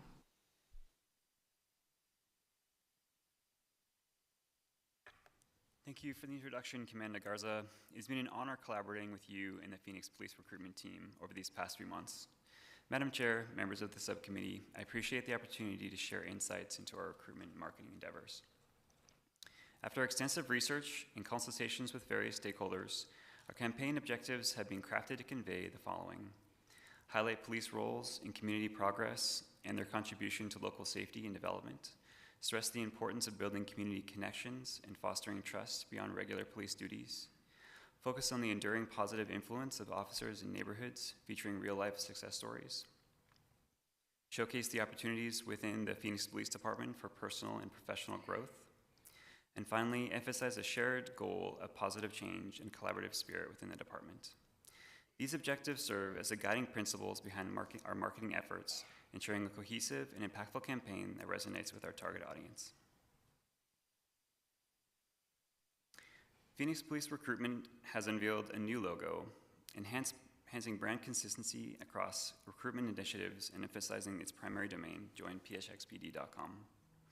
After extensive brainstorming sessions, we landed on Rise to Serve as our tagline.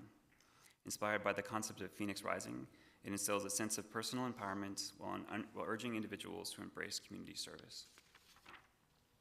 Moreover, our marketing mission extends to showcase the vibrancy of Phoenix, highlighting its diverse and unique neighborhoods. Our campaign is designed to appeal to individuals from all walks of life, encouraging their potential to thrive within the sworn and professional ranks.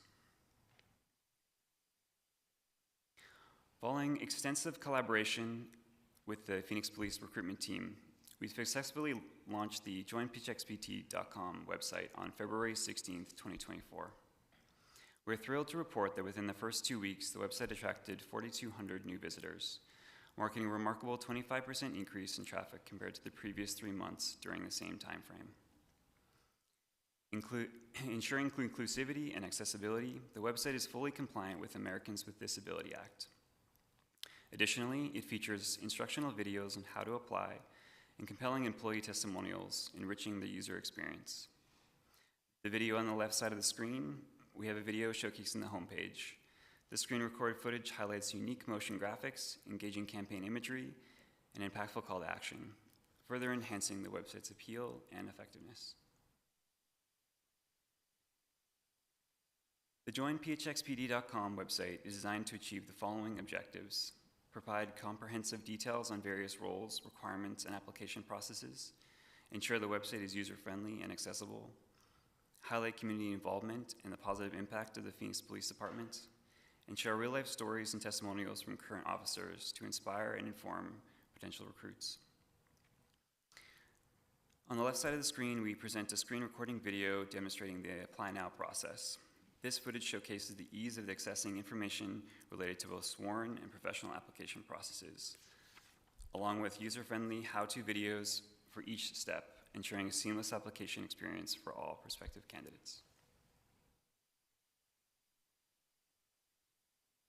Our media plan campaign kicked off on Monday, March 4th, 2024, with a strong focus on statewide coverage and a heavy concentration in the city of Phoenix. This campaign is strategically tailored to target diverse demographics, with a specific emphasis on engaging women and Hispanic and African American communities in addition to the general market. Furthermore, we are customizing our online content and advertising to cater to specific markets, including audio platforms, podcasts, online ads, search engines, and various social media channels. The approach ensures maximum reach and relevance across a wide range of platforms and audiences. We recognize the subcommittee's interest in our diversity and inclusion efforts.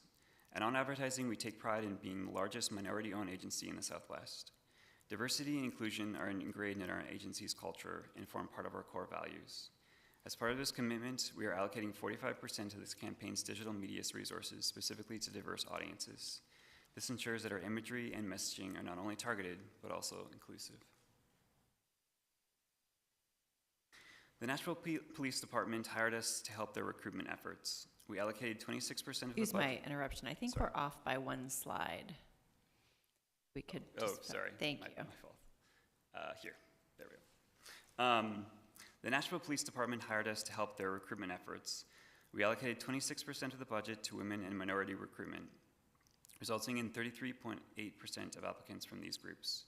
Strategies included geofencing around universities statewide and targeted ads on Facebook, Google, and Indeed.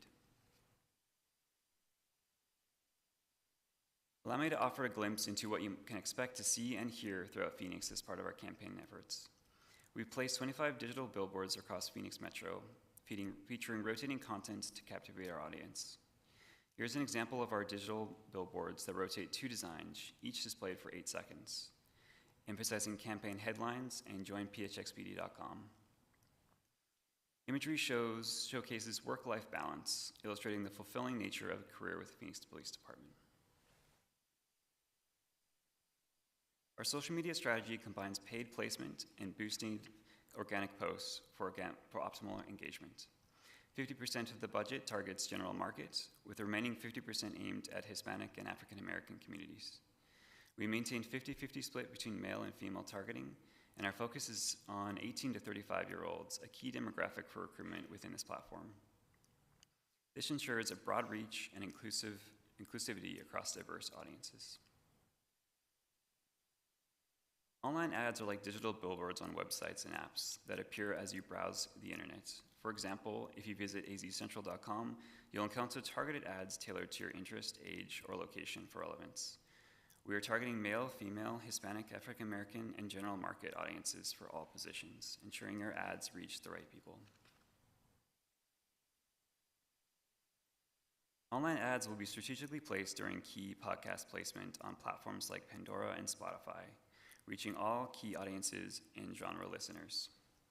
Additionally, 15 to 30-second audio ads will run on channels like Pandora with specific targeting to both audience demographics and genre preferences. Our Google Ads campaign utilizes targeted keywords, prioritizing sworn positions. Primary search placement will be concentrated in Arizona, ensuring optimal visibility and relevance.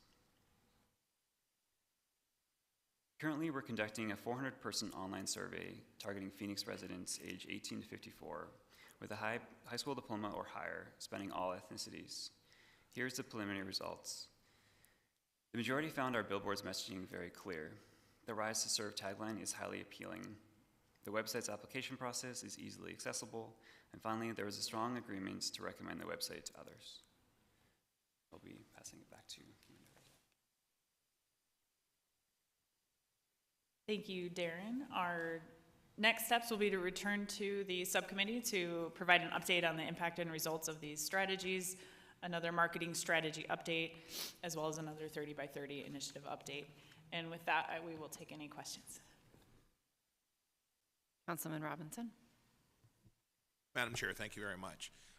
Commander and Mr. Higgs, you guys did a terrific job. I could not be more impressed with the path that you're taking to recruit for the Phoenix Police Department, because that's what's most important. But Mr. Higgs, I'll direct this to you, because you said a couple of times, and I think we all understand, when you talk about trust within an organization, it comes from fostering a relationship with the community. And that happens a lot of times. We know it, especially in law enforcement, when law enforcement folks look like the folks that reflect those communities. And I know you've been with the Albuquerque Police Department, Glendale PD, a bunch of other agencies, Nashville and stuff like that. Can you tell me what has been your success, or what has been the success of those organizations in increasing their diversity with whatever passage you guys are taking to reach those communities, those neighborhoods? Madam Chair, members of the subcommittee, Councilperson Robinson, excellent question. Honestly, what we're trying to do is showcase the individual stories within a diverse individual, because that obviously you can relate well to that person. If they're talking about what their experiences are, they can find relations within what they're saying as well. So what we try to do is interview these individuals that are already hired, and within that provide that same story on all marketing materials that we're providing. Not only that, but trying to create imagery that hopefully attracts those individuals as well, and see where they are. So. Have you seen an increase with Albuquerque or any of those places with African Americans or Hispanics in their police department? Yes, we have. The most recent example is the Nashville Police Department. When we did do those specific tactics and we allocated necessary funds, we actually received applicants within that overall group that we were trying to attract. So we definitely saw some success stories within that. All right, thank you. Clearly, this is an area that I have a concern in. Now, looking at the diversity of the Phoenix Police Department, we are less diverse, talking specifically about African Americans, than we were 15, 20, 25, 30, 35 years ago. And that's a mark of the times. I get it, I understand it. I think I understand it better than most.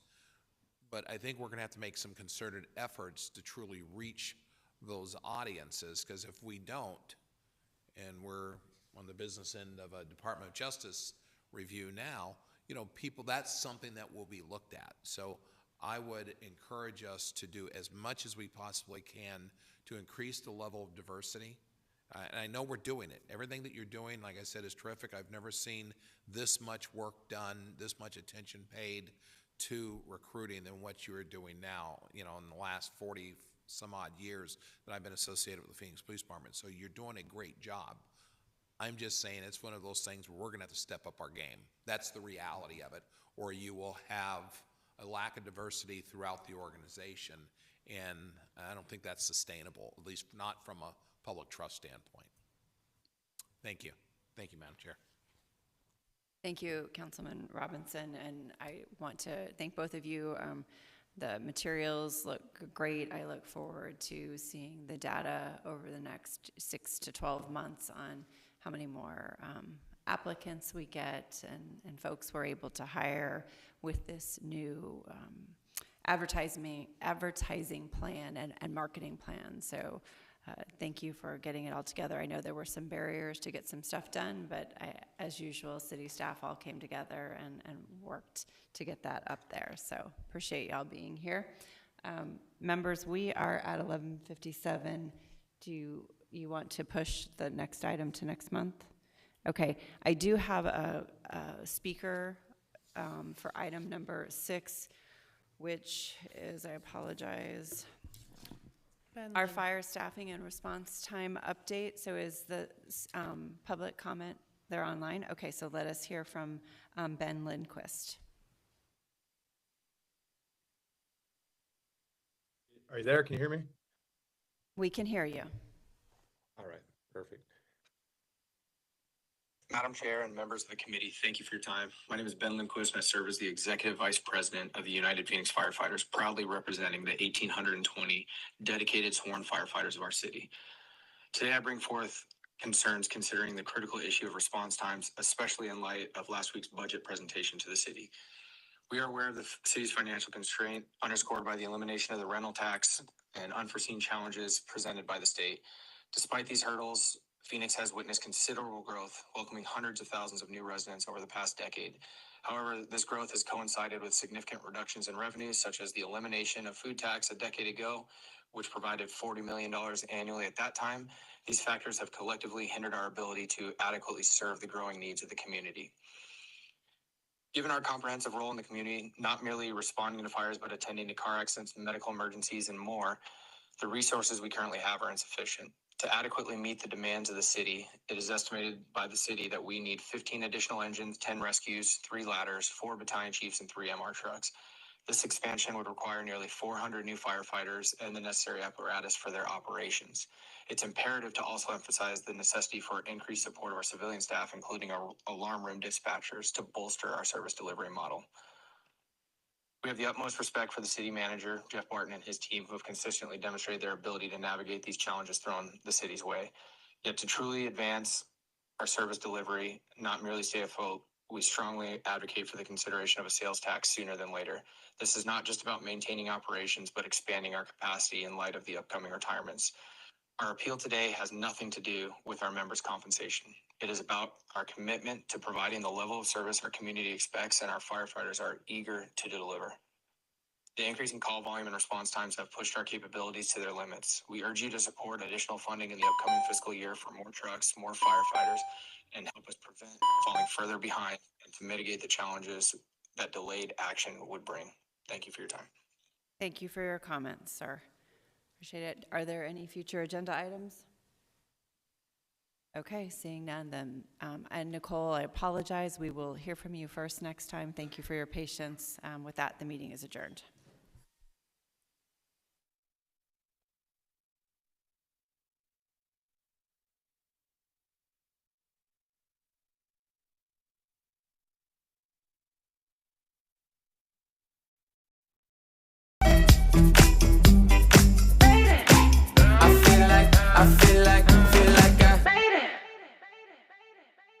Welcome to Phoenix in about a minute. We are here in front of Booker T. Washington Elementary, built in 1928. Named after leading African-American intellectual of the 19th century, Booker T. Washington. The school is located at 1201 East Jefferson Street, the first black elementary school in Phoenix, a two-story building built for $100,000, or a little bit shy of $2 million in today's economy. With the capacity for 450 students, the school wasn't just a learning spot, it was also a social gathering spot for the African American community who saw the school as a symbol of pride. The school would close in 1984 and would be reused as office space now for New Times and V Digital Services. The building was added to the Phoenix Historical Property Register in June 2000.